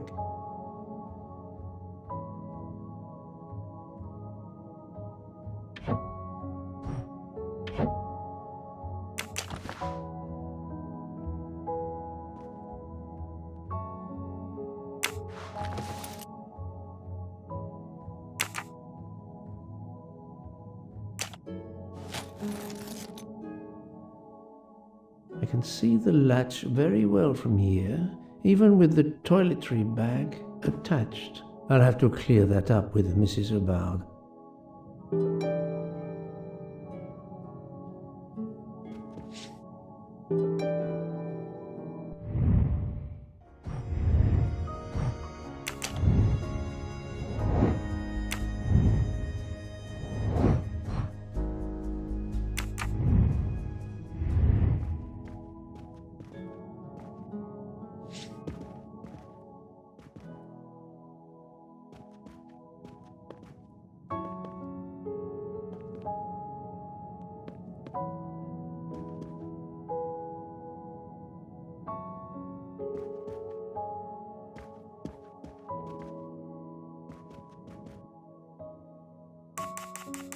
Mrs. Hubbard, you told me that the door connecting the two compartments was closed, correct? Yes, it was, as I told you. I was already in bed and my toiletry bag was hanging on the hook of the door. I couldn't see the latch from where I was. That's why I asked Miss Olsen to check if it was closed.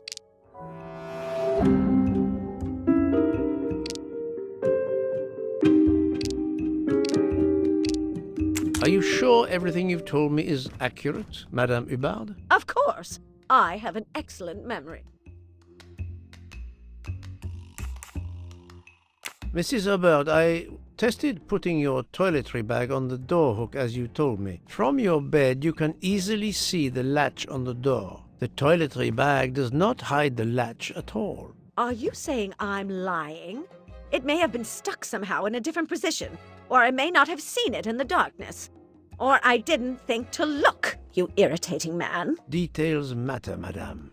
A man has been most savagely murdered. You will excuse me if I attempt to separate the truth from the false. Forget my toiletry bag and focus on who entered my compartment. Probably after killing Mr. Ratchet. Madame Hubbard is a force to be reckoned with, but I suspect I'm not done with her.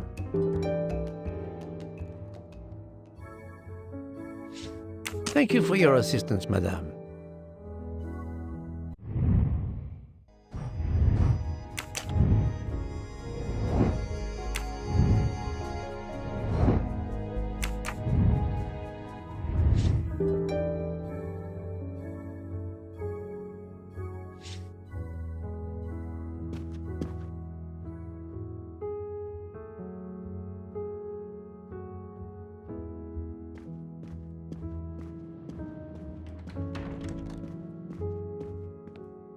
Monsieur Michel, I must ask you a few questions if you don't mind. I will do everything I can to help. First of all, tell me about yourself. Very well. My name, as you know, is Pierre Michel. I am from Calais. I've been with the company for over 15 years. Thank you.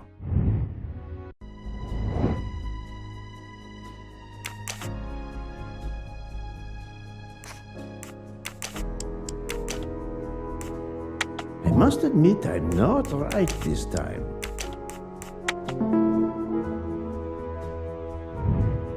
Et voilà.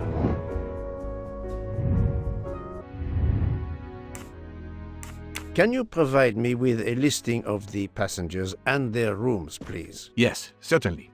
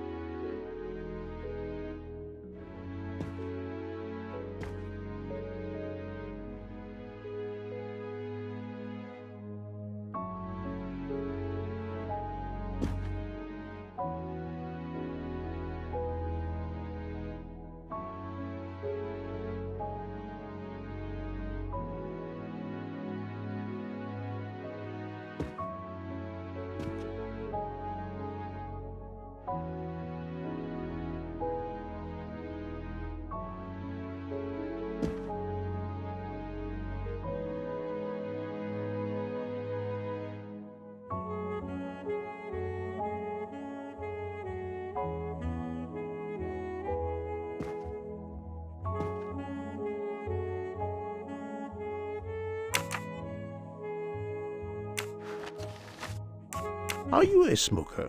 Indeed. Do you smoke e-cigarettes? No, tobacco only.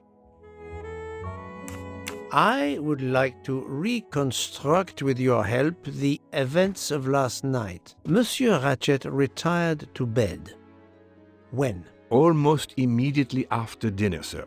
Actually, before we left Belgrade. Did anybody go into his compartment after that? His valet, monsieur. Monsieur Masterman, and then his secretary, the young American gentleman, Monsieur McQueen. And that is the last time you saw or heard of him? No, monsieur. You forget that Monsieur Ratchet rang his bell around 12:40 a.m., soon after we had stopped. I knocked at the door, but he called out in French, "Ce n'est rien, je me suis trompé." I then left to answer another bell that had just rung. Where were you at 1:15 a.m.? I was sitting on my little seat at the end of the car, facing up the corridor. Are you sure? I left a little after 1 a.m. to speak about the snow with my colleague Jean in the bar car. I came back later. There was a call. I remember speaking to you. Indeed, I remember. Carry on. It was the American lady, Madame Hubbard. She thought she saw a man in her compartment. Then, around 1:50 a.m., I made the bed for Monsieur Ratchet's secretary, Monsieur McQueen. He had spent the evening talking with the English Captain Aberthnot. At 2 a.m., I returned to my place and stayed there until dawn. What is the last station where we stopped? Vinkovsky. Could someone have come on board? Possibly. I was very busy. Owing to the weather, we were a few minutes late. We left at 12:10 a.m.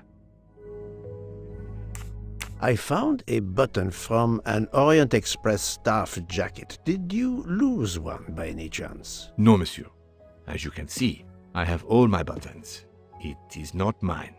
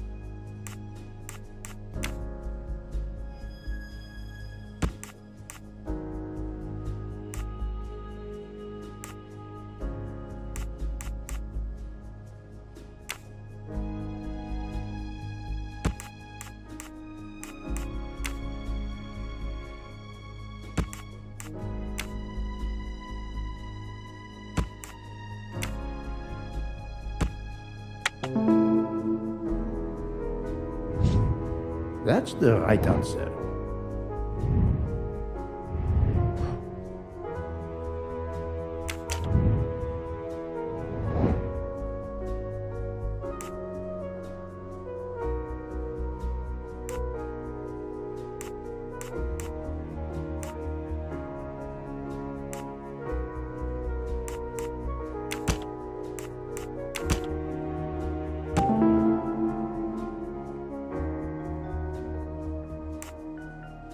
While Monsieur Michel was chatting with Monsieur Fauchet in the bar car between 1 a.m. and 2 a.m., the murderer could have escaped Ratchet's room without being seen. That was easy.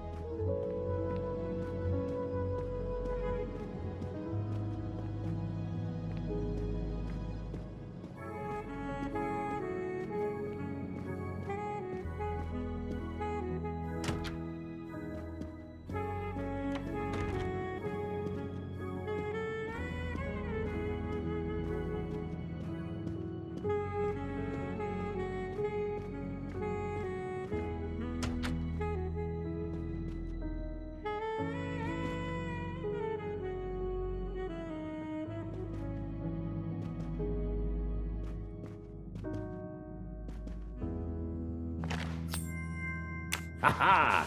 Golden moustache.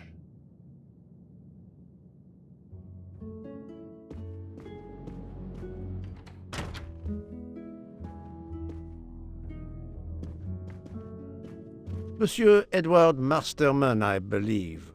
May I ask you some questions? I can barely talk. I have a terrible toothache. We have a doctor on board the train. Perhaps... I do not need a doctor. I use essential oils. If you can find my flask of clove oil in my box, I would be grateful. Fine, if you insist.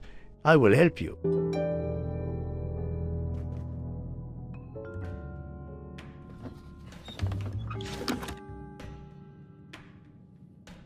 By the smell, I think that the jojoba oil spilled on the other bottles, leaving their labels illegible. I must find another way to find which one is Masterman's toothache remedy. The weighing scale is soaked in jojoba oil. It's unusable. Ah, this old scale will do the job.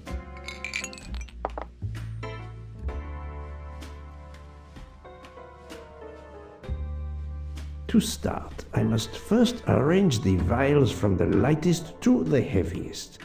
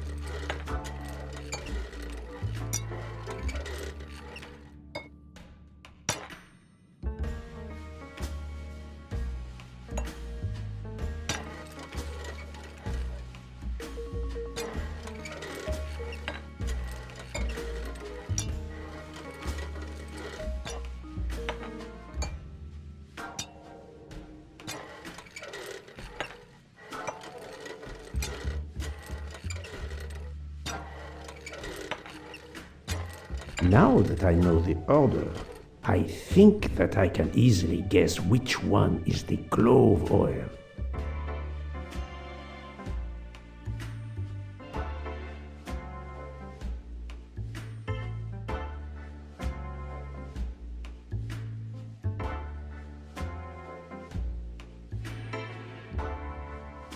Here is Monsieur Masterman's remedy.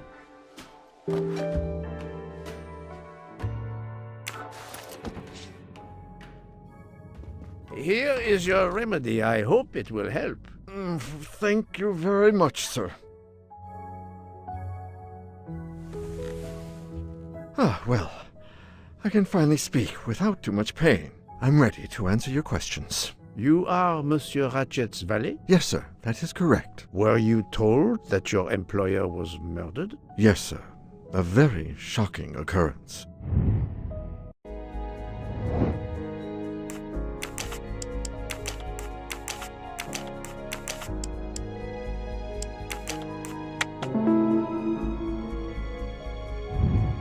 I'm right again. That happens to me a lot. At what hour did you last see Monsieur Ratchet? It must have been around 9 p.m., sir. That or a little after. I went to bed around 10:30 p.m., same as the person who shares my room, Mr. Foscarelli.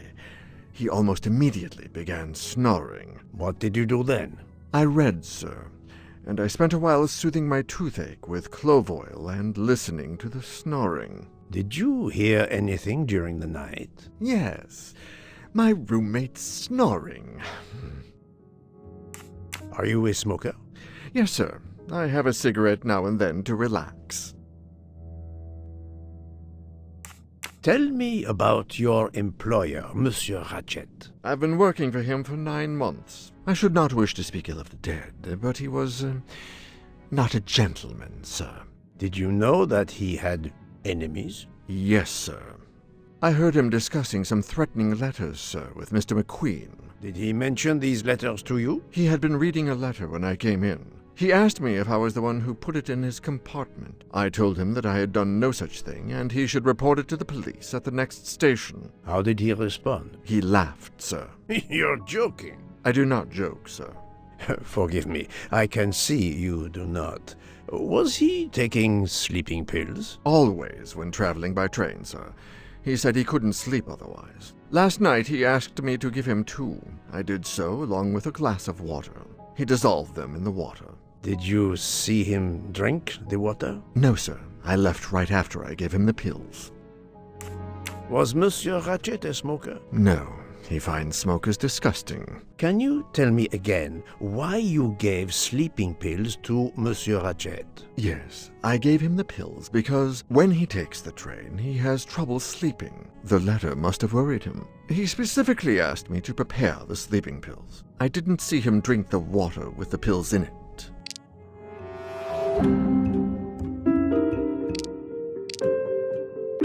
Monsieur, I believe you are not telling me the truth. What? How can you say that? He received threatening letters. One, it seems, last night. Did you know he had a gun under his pillow? And even asked for my help to watch over him? I find it strange that he asked you for sleeping pills when he was afraid for his life and prepared to defend himself. I'm sure I don't know.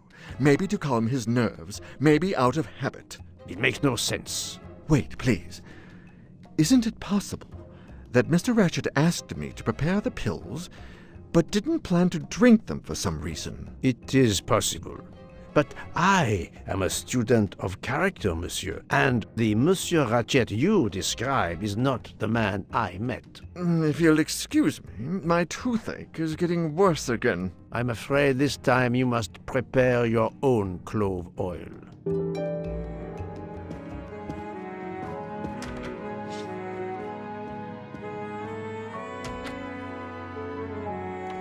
I believe I am addressing Monsieur Hector McQueen. Guilty as charged. I beg your pardon? Oh, sorry. Just an expression. My father used to say it. You must have had an interesting childhood. I am Hercule Poirot. No need to be modest. You're a detective. You are Monsieur Ratchet's secretary? I am Mr. Ratchet's secretary. Just over a year. I mainly take care of translating certain texts for him. Mr. Ratchet only speaks English. Prepare yourself for a shock. Your employer, Monsieur Ratchet, is dead. So they got him after all. What do you mean? You are assuming he was murdered? I know he had enemies.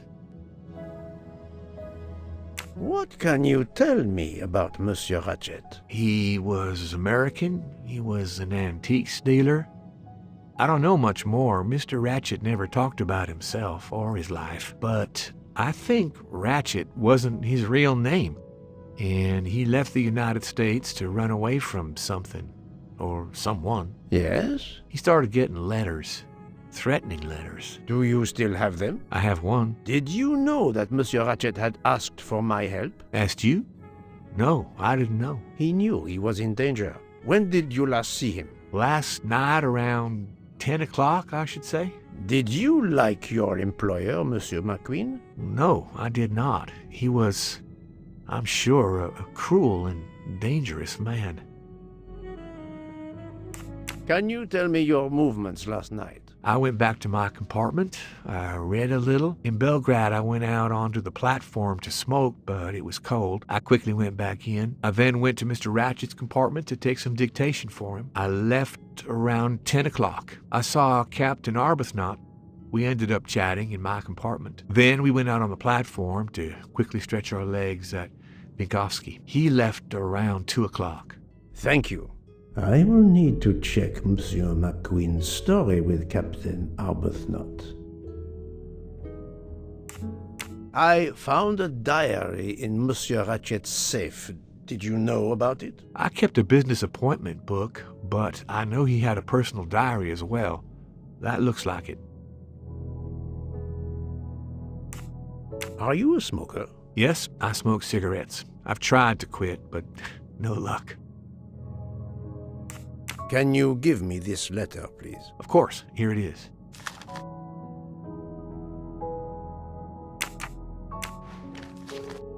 Was Monsieur Ratchet a smoker? No, he hated the smell of smoke.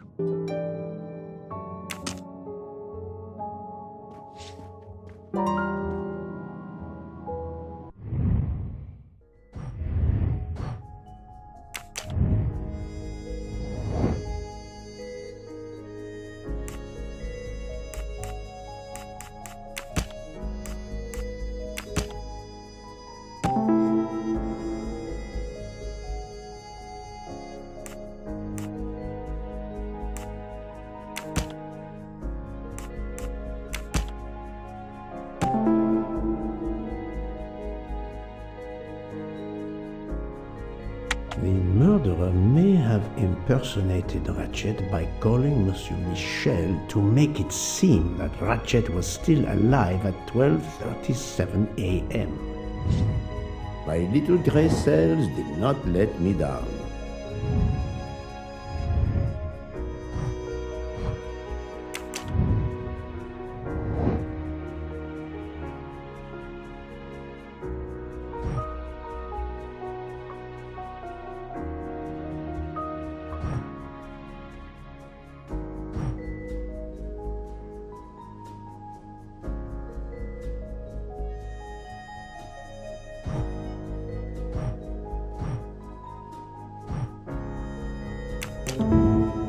Et voilà.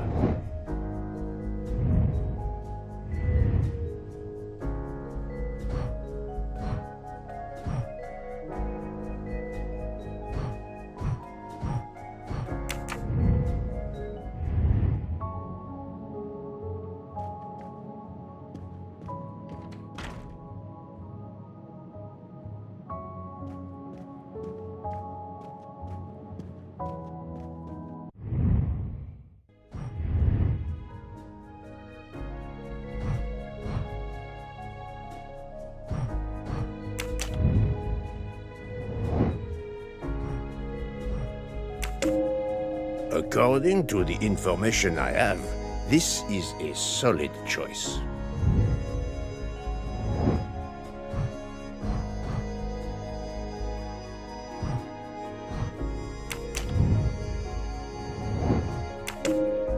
This is the most likely answer.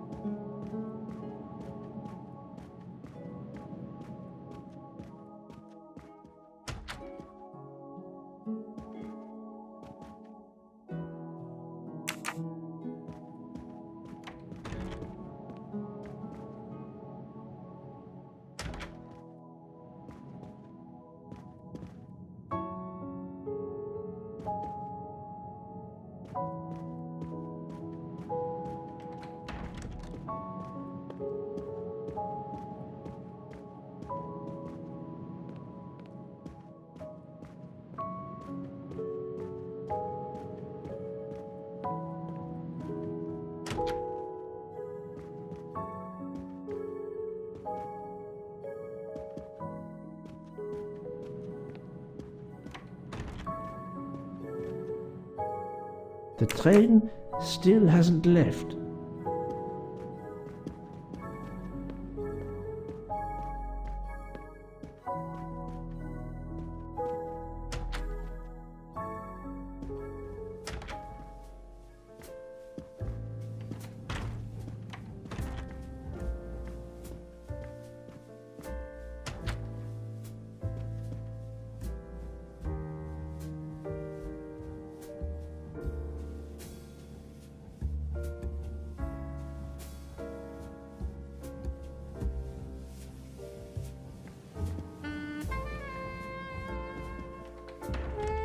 So, my friend, have you found our killer? Not yet, but I will tell you what I have learned. Please. Our assassin could have gotten on the train at Vinkovsky disguised as a conductor, entered Ratchet's room, and killed him. Then he walked out through Madame Hubbard's connecting door, where he lost a button from his jacket. He had to wait for Monsieur Michel to be absent. He waited too long. The train had left the station. He was trapped aboard. Indeed. He had opened the window to make it look that he'd escaped that way. However, if he waited until the train stopped again due to snow, his footprints would have been found. The murderer is still among us, on the train. There's a problem with the second-class toilets. What now? All morning passengers have been complaining that the door is locked, so I went to check. I knocked, but no one answered. I didn't think I should open it without speaking to you first. You did well, Monsieur Michel. Lead the way. I use my master key.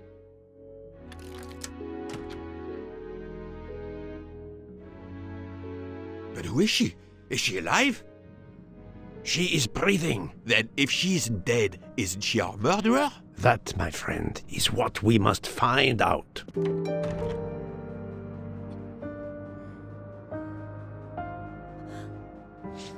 Miss, can you hear me?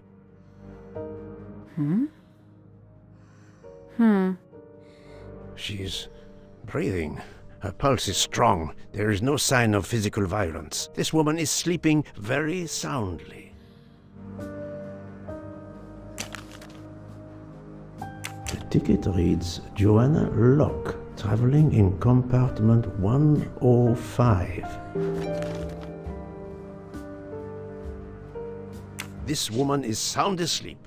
Given her location, I would say she has been drugged and deposited here. Well, at least it's not another murder on my train. The train is, of course, full. Monsieur, the list I gave you indicates that Hildegard Schmidt shares her compartment. I will want to talk to her later. For now, we will concentrate on this mysterious young lady. Let's return her to her more comfortable bed. Good idea. Pierre, locate this woman's room and fetch the doctor. Yes, sir. I will question her when she wakes up. Please, let me know what you learn. Mademoiselle Locke's compartment is 105. I suggest we return her to her more comfortable bed. Yes, hopefully she will awaken soon.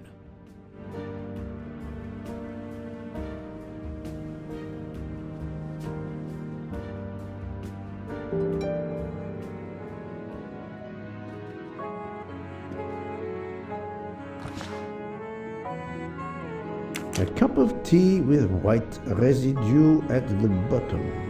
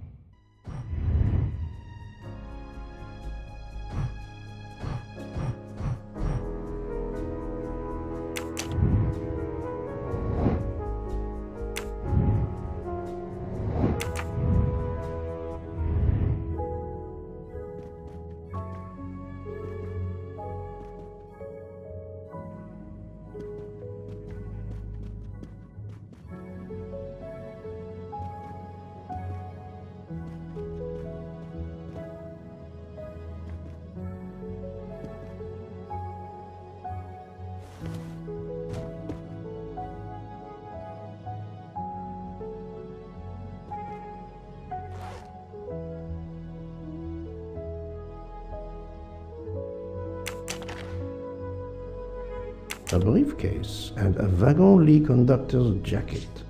And the button is missing.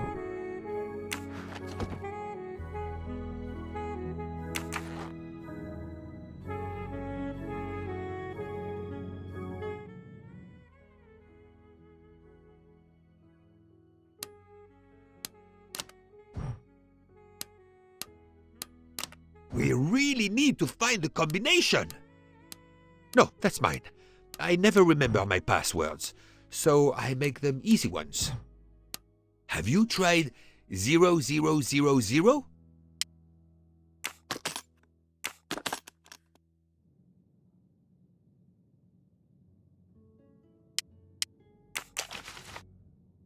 The stuffed animal is the same as in the photo found at the crime scene. What a coincidence. Mademoiselle Locke appears to have been investigating Monsieur Ratchet.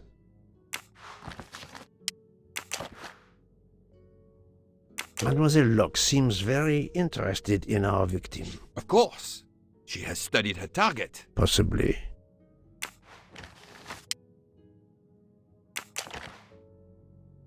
This badge says that Joanna Locke is an American detective with the Berkshire Police Department in Massachusetts. An American police officer?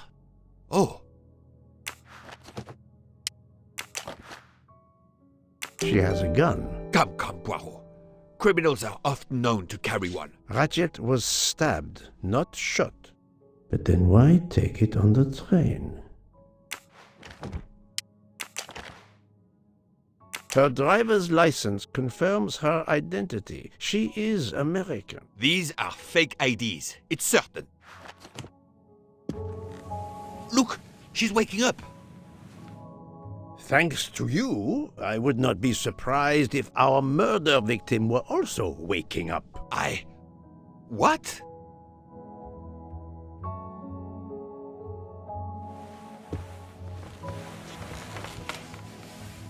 Oh, my head. What's all the yelling about? Who are you? Give me a good reason why you should not be in handcuffs. I can give you a reason, Book. Whose handcuffs will we use? I have none. Do you? Well, You are Joanna Locke, mademoiselle? Yes, Joanna Locke. I'm a detective.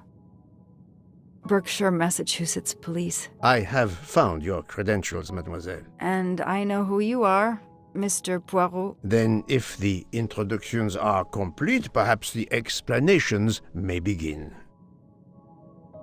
I'll try. It's simple, really. I'm on the trail of a murderer.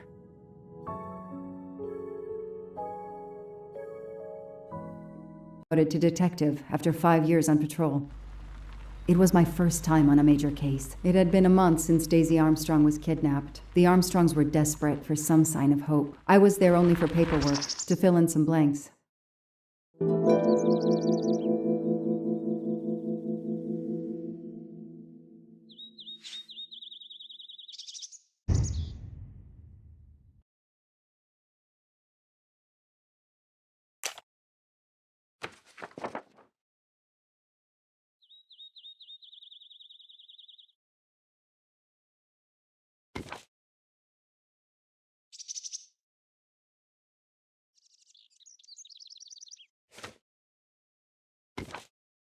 The investigation is now part of a pile of investigations, and my captain sent me here just to dot some I's and cross some T's.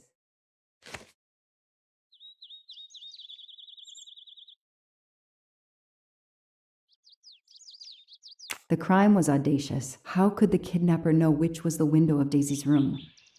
No, they could use a ladder to reach it, and no, they could enter the room without being seen.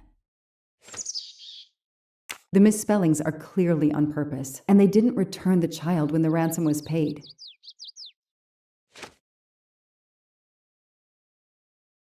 How could the child be taken with so many people in the house?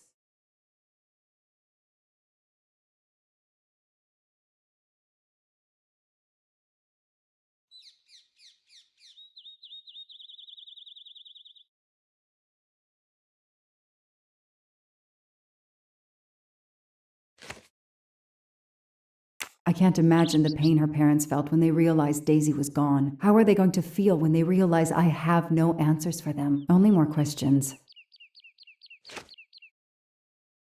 That's why I'm here.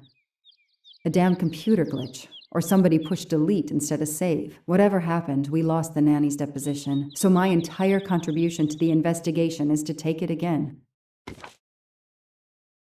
The phone record of the night of the kidnapping. The last call was for 911.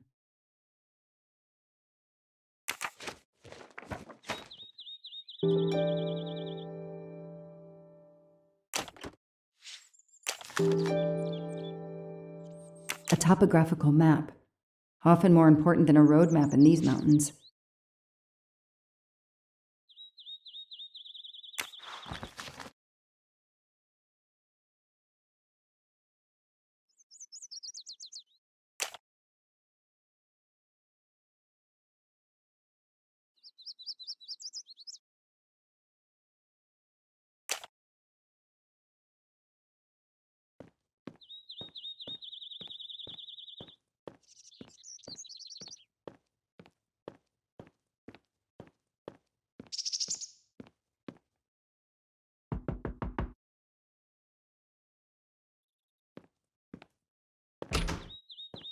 Good evening. Colonel Armstrong? Yes. You're the detective they phoned about. Joanna Locke. I don't remember you. I'm newly assigned to the case. It's about time more detectives were involved. My wife, Sonia, she hasn't been herself. Every day is a waking nightmare for us. Tell me you've uncovered something new. I'm here to speak to your daughter's nanny. There was a computer problem. Her earlier statement has been lost. Oh, I see. We had hoped. Well, do as you wish. I won't be far if you need me.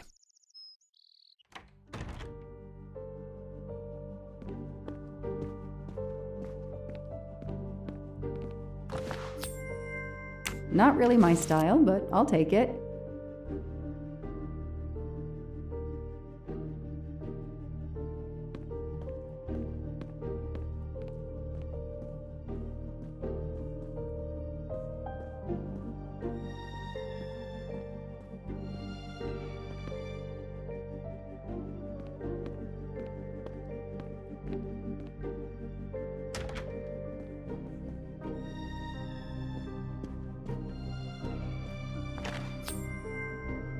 A gold mustache. Thank you very much.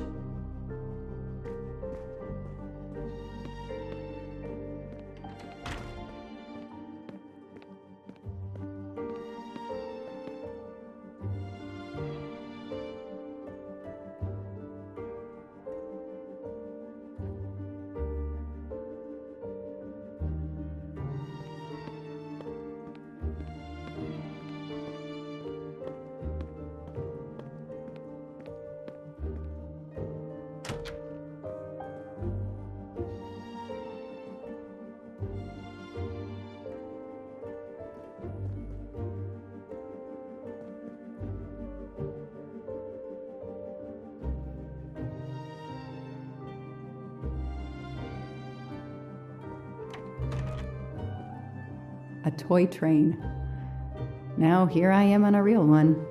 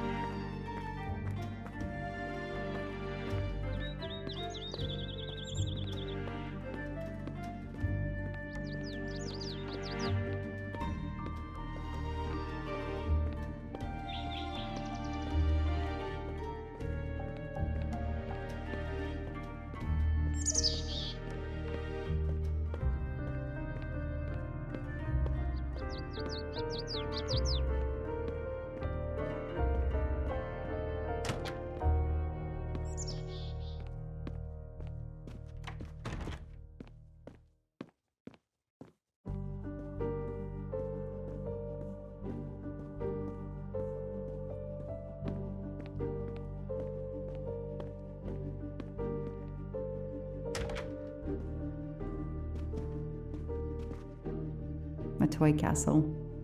When I was a kid, I had a police station and a tiny squad car with a siren that really worked. The world through the eyes of a child seems so sweet.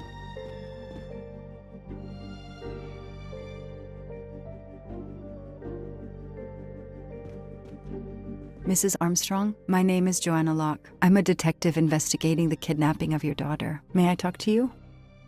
When is your baby due? Mrs. Armstrong? Sonia? I don't want to talk. I just want to see my daughter again. That's all that matters. The poor woman. I can't imagine how she feels.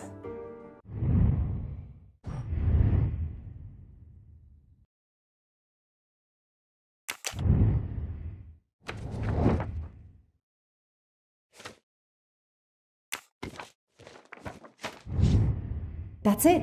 No rookie mistake there. Mrs. Armstrong, let me show you this. Daisy, my little Daisy. I miss her so much. How good it is to see her face.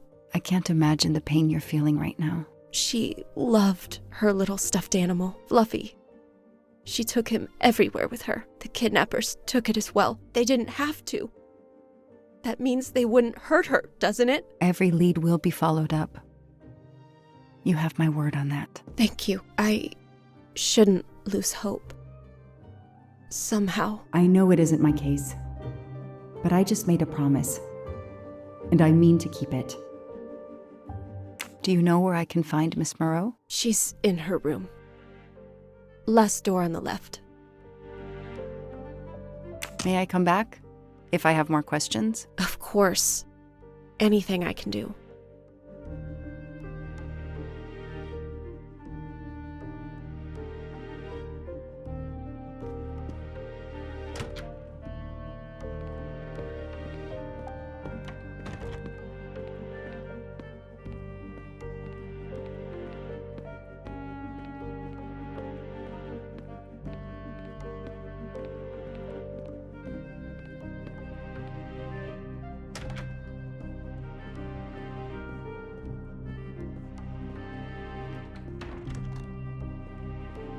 Lyon, in France.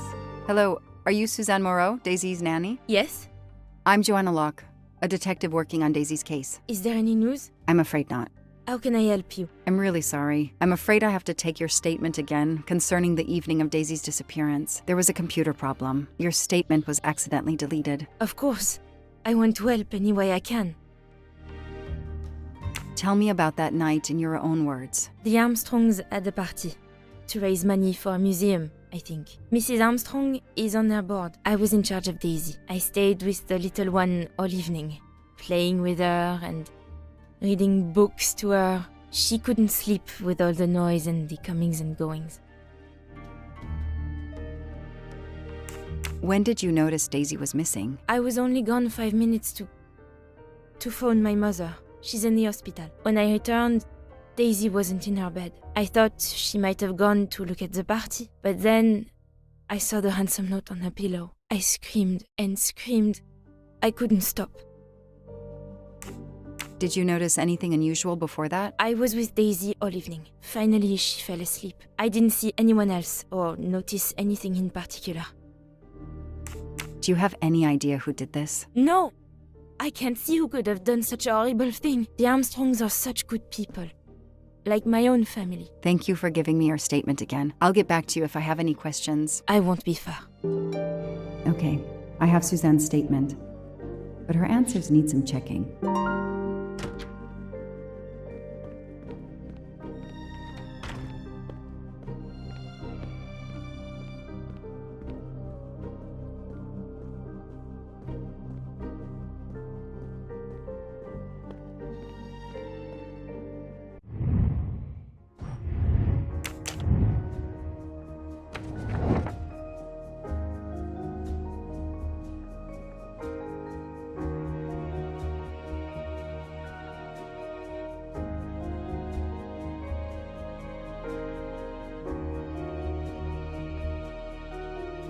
This information does not correspond to what Suzanne told me. Suzanne said she left Daisy alone for 5 minutes, but Mrs. Armstrong says she stayed with Daisy for a while and Suzanne did not return. Hey, I'm a pretty good detective after all.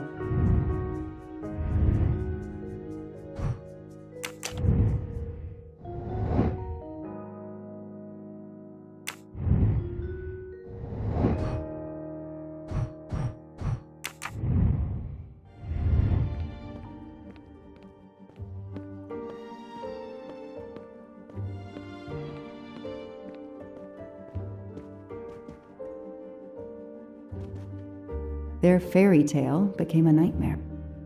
How are you doing? Are you holding up? You know, in the military, you're supposed to have the stiffest of upper lips. The Desert War taught me that soon enough. But this, it's difficult. Damned difficult. Harder on my good lady, of course.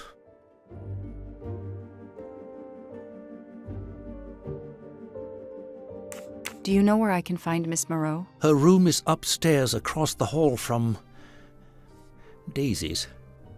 She seldom leaves it.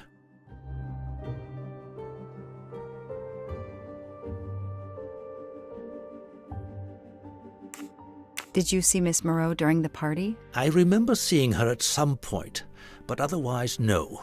I was too busy with my guests. Wear the smile, shake the proffered hand. I won't be long. Take whatever time you need.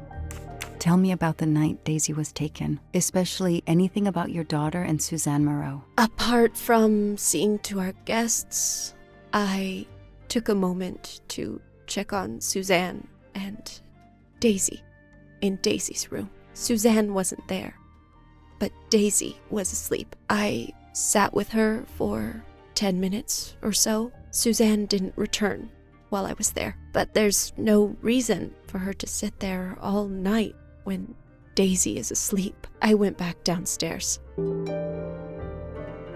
Okay, the stories Sonia and Suzanne tell don't match. I should recheck my file and track Suzanne's movements.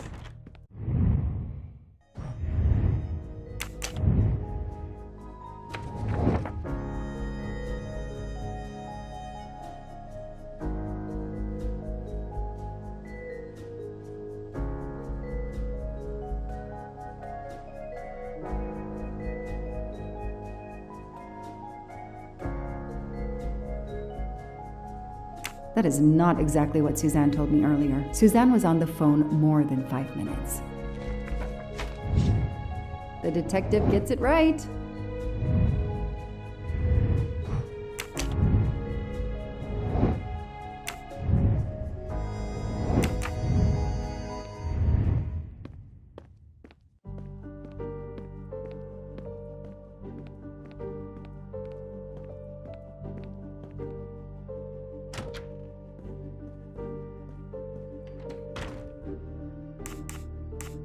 If I understand you correctly, you left Daisy when she was not asleep? The party was very loud. Daisy was too wound up to sleep. I read her a Motley Mule detective story to try and put her to sleep. Daisy finally fell asleep. Right before Motley Mule solved his case in the book I was reading her. I had to make a quick phone call. No more than 5 minutes. But when I came back, Daisy was gone.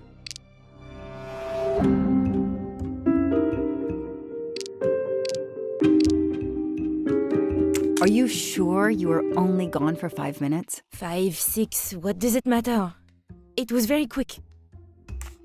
You say you were only away 5 or 6 minutes, but Mrs. Armstrong says she was alone there more like 10 minutes. And the phone record shows that you stayed on the call for more than 30 minutes, way longer than you said. My mother is extremely ill. It's difficult for me. I may have lost track of time. When I came back, Daisy had disappeared. It must have been a coincidence. You have to be precise, Suzanne. A little girl's life is at stake. Why are you doing this? I didn't do anything wrong. I would never hurt Daisy. I need to check Suzanne's story. She's panicking. Why now? What is she afraid of?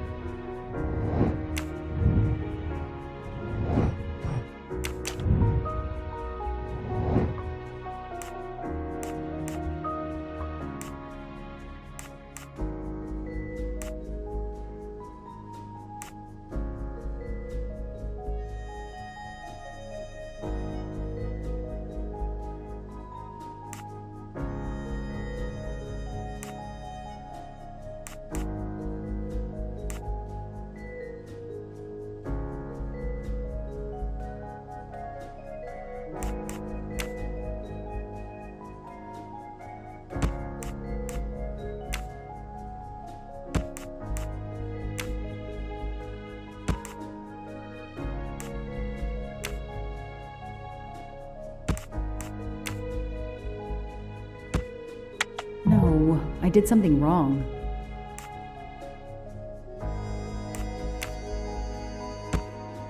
I don't need Mr. Poirot to tell me I'm wrong.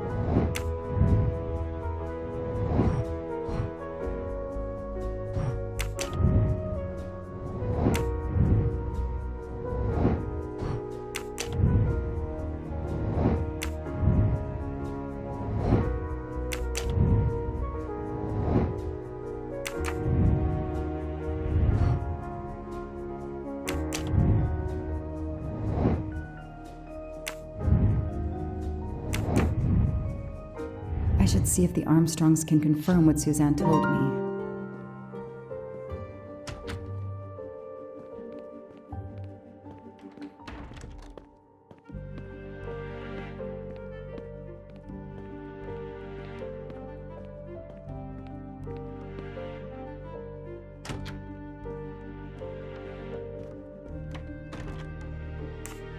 I spoke with Suzanne.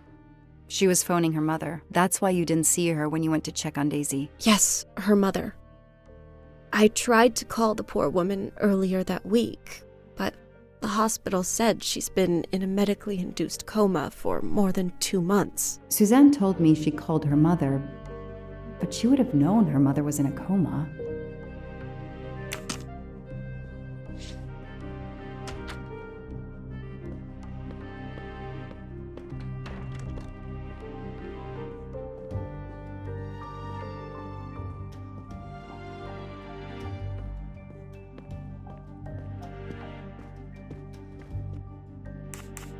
Ms. Moreau told me she called her mother. Well, why not? I believe they are very close, and the poor woman is not well. She needs some experimental treatment that isn't available yet in France.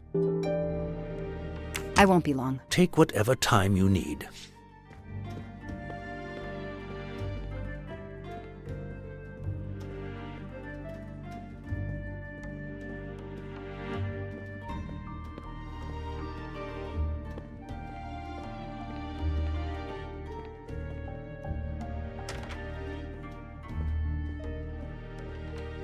I should see if the Armstrongs can...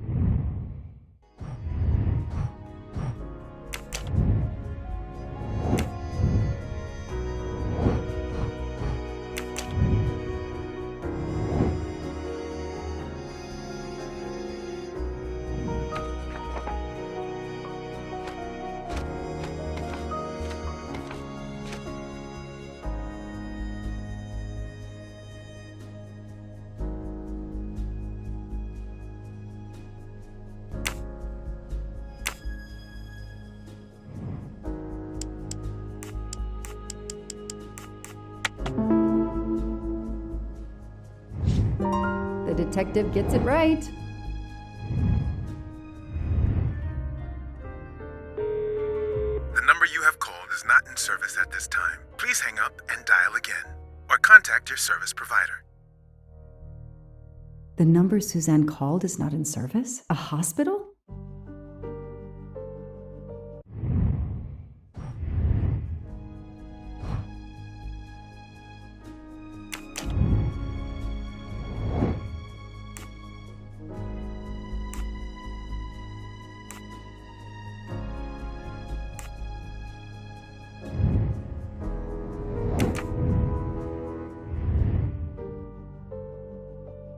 The number you called that night is no longer in service.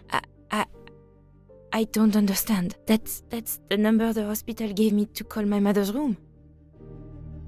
You told me you were on the phone with your mother when Daisy was abducted. As we said earlier, I didn't pay attention and was on the phone longer than I said. But since my mother is very ill, she had to leave her hometown, Lyon, because the treatment is not approved yet in France. She is in an hospital in Boston for a special treatment. I call her every night to check on her. When I came back, Daisy was gone.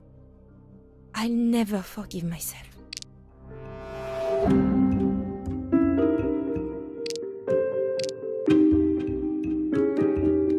Are you sure you called your mother? Yes.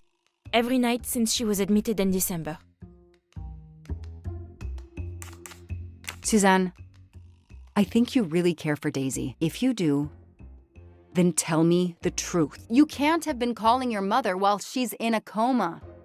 My mom really is in a hospital in Boston. She really is in a coma. I wasn't calling her. I was on the phone with my boyfriend, Noah. Why lie about it? Why are you panicking? Because he's gone. I haven't heard from him since the night of the kidnapping.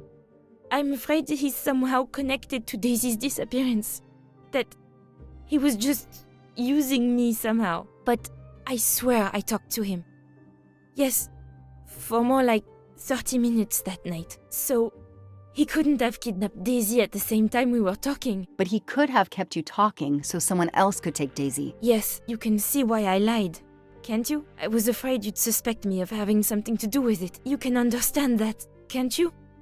Suzanne, I want to believe you, but you've made it harder to find Daisy. Do you realize that? Oh my God. What have I done? What's most important is not what you've done, but what you do now. Go. I'll be back to talk to you. No more lies, Suzanne. For Daisy. No more lies. Noah. The name might lead us to that little girl. I am on this case now, whether my captain wants me to be or not.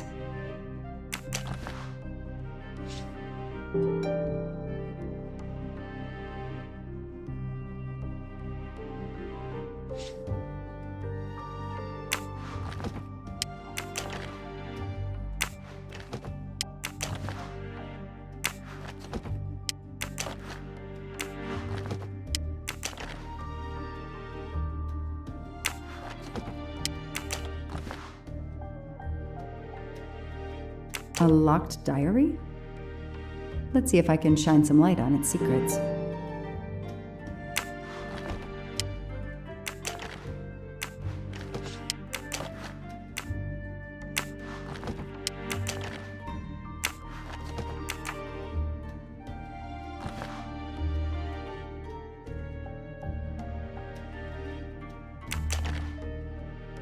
A card from the florist.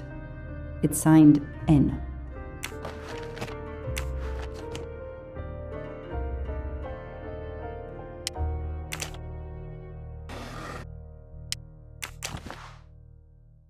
An Eiffel Tower keychain, but no key.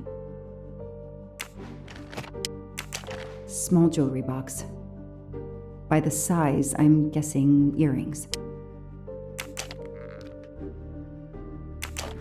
Why put a key in a jewelry box?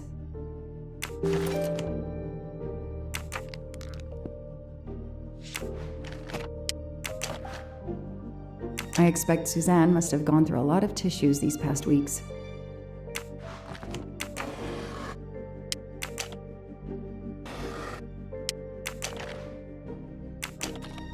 What's in the glass case? Ah, big surprise, glasses.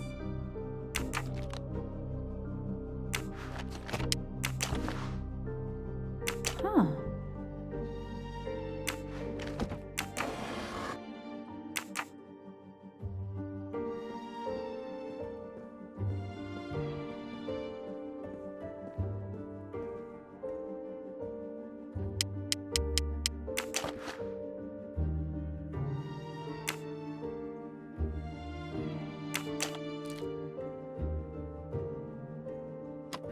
That doesn't work.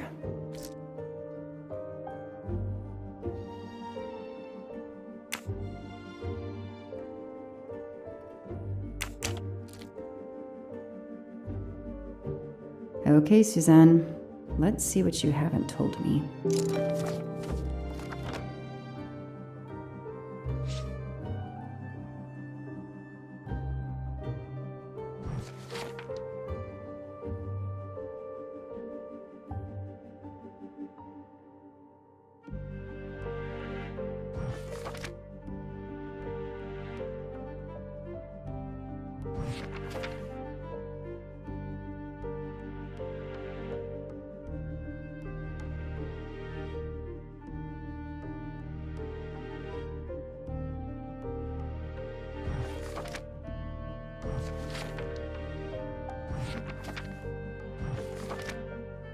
I can see why Suzanne didn't tell me everything about this, Noah. It's clear when he disappeared that she realized something was very wrong.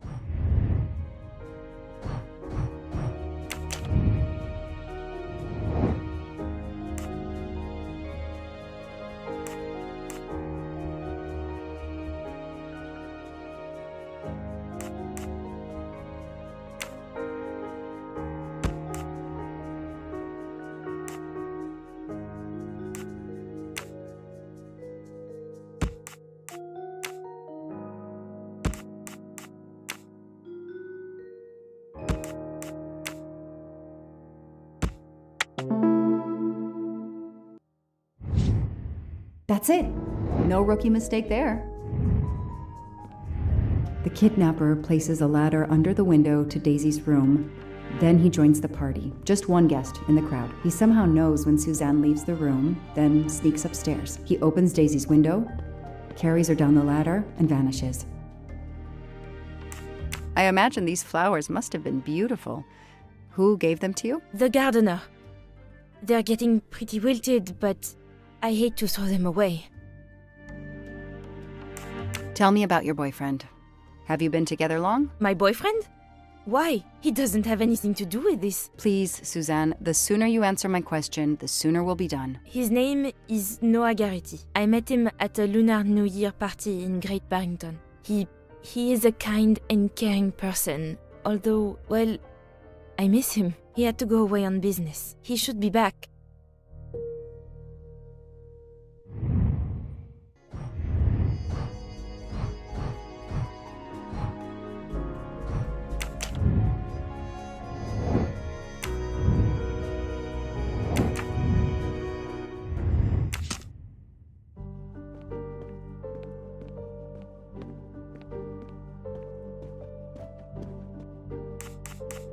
Know anything about Miss Moreau's boyfriend? Her boyfriend? I know she went out with someone for a while there. More recently, I saw a man in a 4x4 who would pick her up on her nights off. He never got out of his car, just waited for her.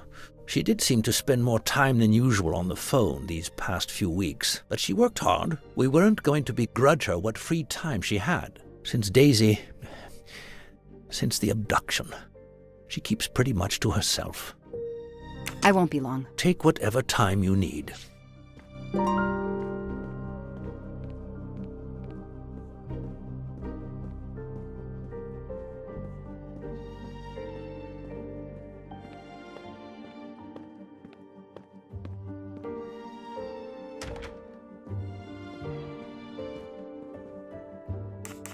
Can you tell me anything about Suzanne's boyfriend? I know she dated our chauffeur for a while. There was someone else she'd met recently, but I don't recall his name.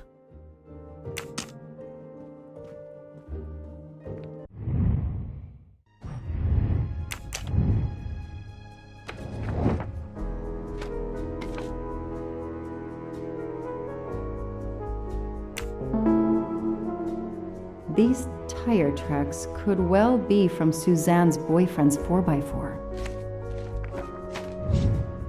Hey, I'm a pretty good detective after all.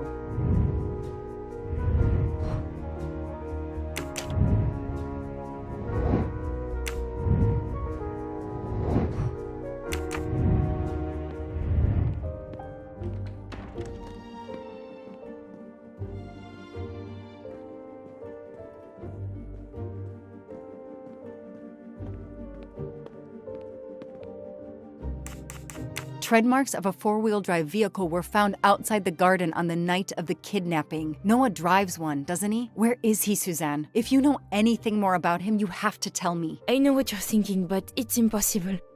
He was very nice to me. He never did anything to make me suspicious. We went out to eat, to the movies. Just like a normal couple. He's not the only man in the Berkshires who drives that kind of car.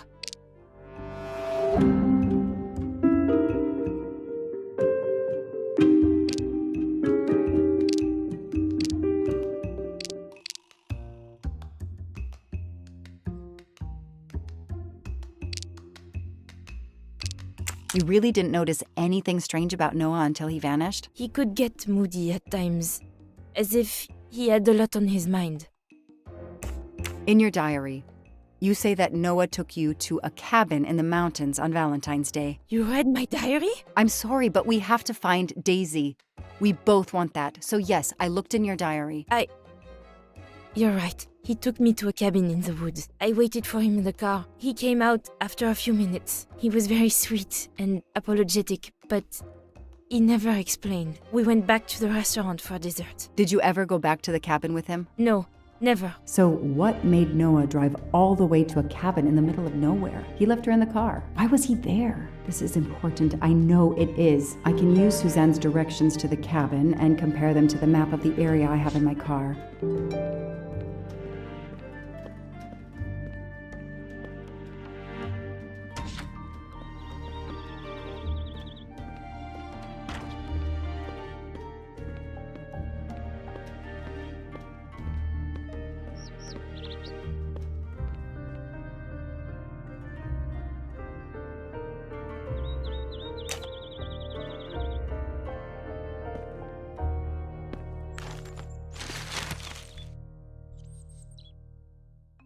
Thanks to the information Suzanne gave me, I should be able to find the cabin on this map.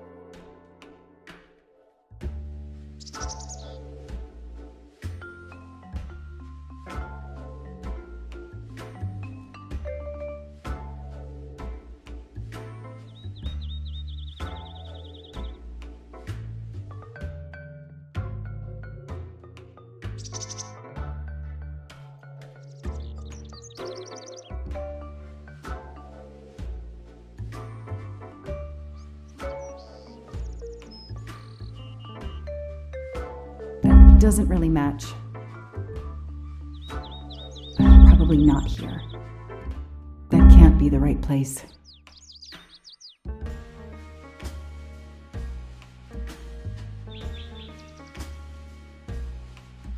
I've got it. The cabin has to be here. I have to find that cabin. I hope I'm not too late.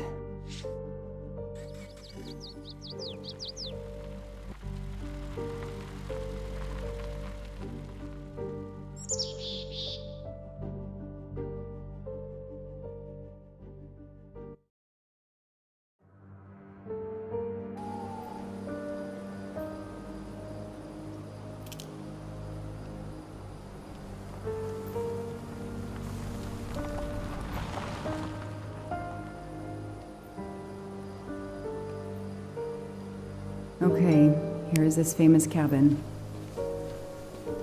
Let's investigate.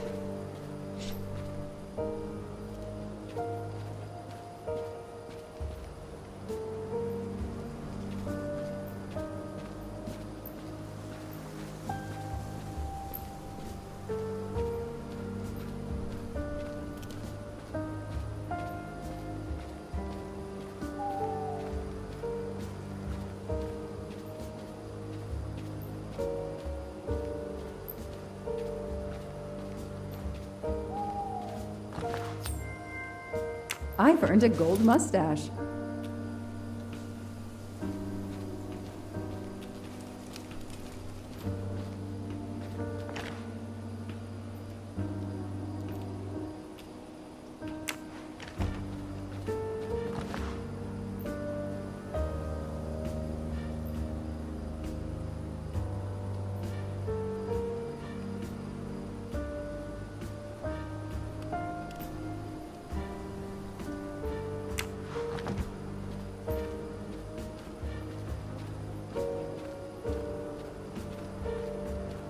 If only I could see what's inside.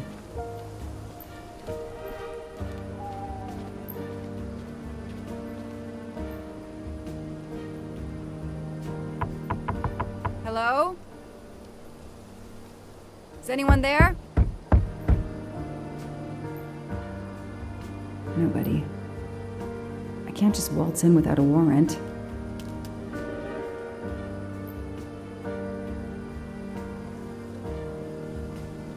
Hello? Nobody. I can't just waltz in without a warrant.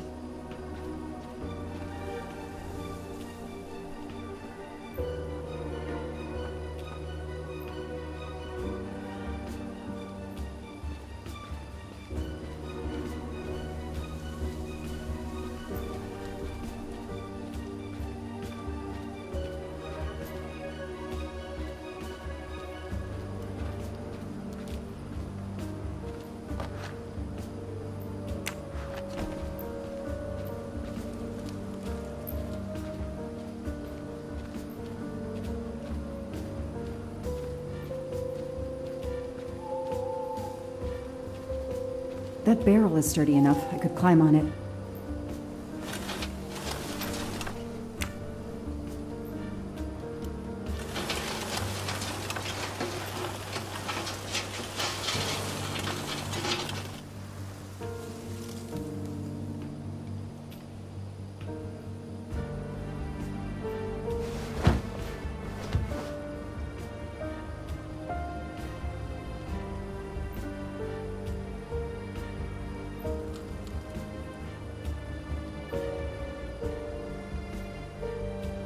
It's Daisy's plush toy. If Fluffy is here, the kidnapper has been here.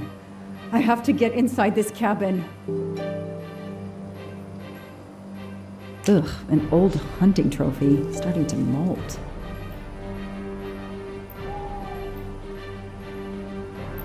Empty wine bottles. Somebody has been here lately.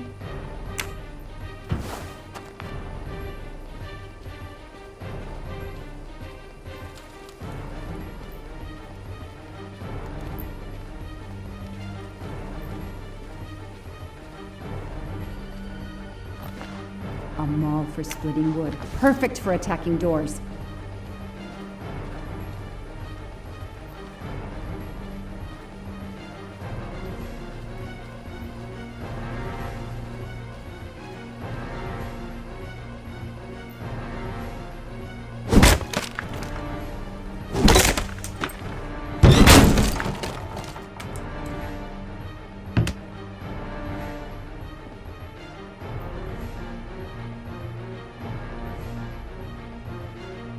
Look at that. A broken door to investigate. No need for a warrant. Some people seem to have played here before.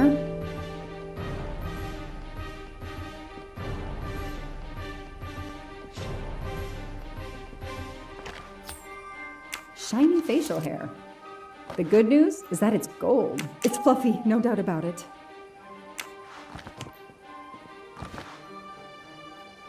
This bottle comes from the Blue Lagoon.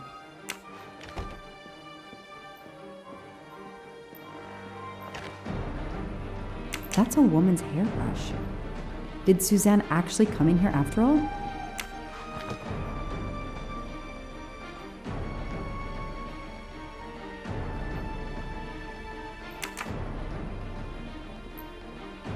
A lot of tools.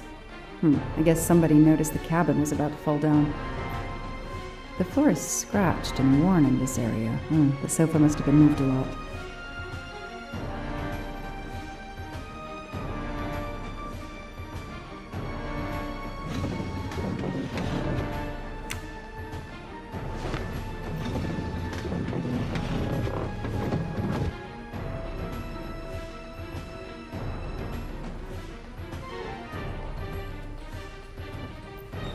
Damn, it's booby-trapped. If I move, it could go off, and that countdown tells me it wants to go off anyway.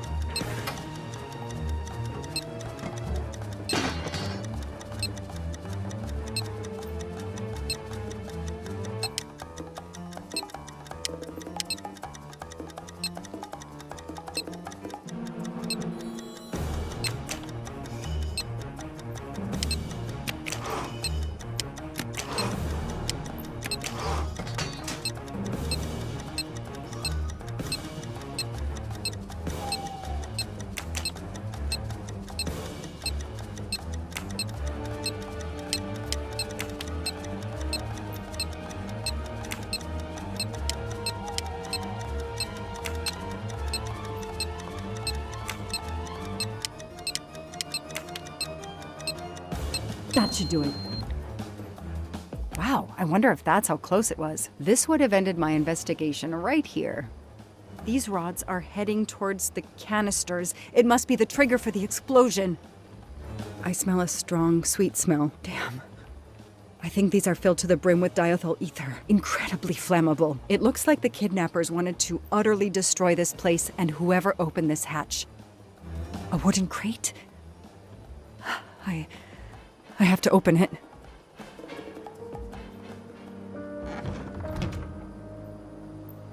Oh no. Daisy. No.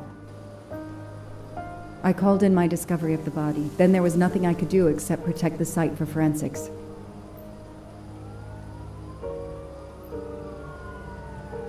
The forensics team arrived an hour later, cordoned off the cabin with crime scene tape, and went to work, looking for physical evidence, fingerprints, testing for fluids, DNA, any clues science can uncover.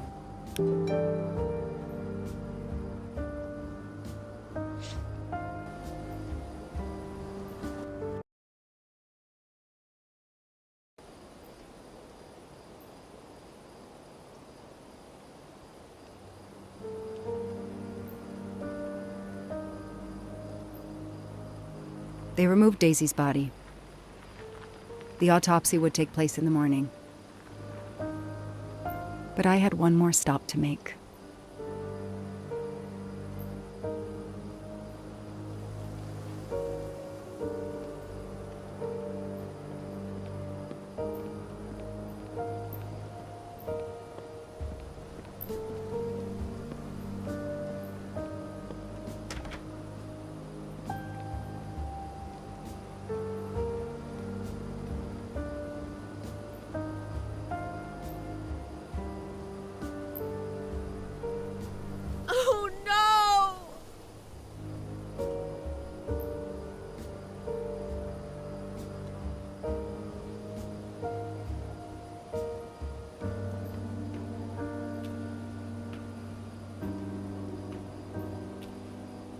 That night, I swore to find the monster who killed that child.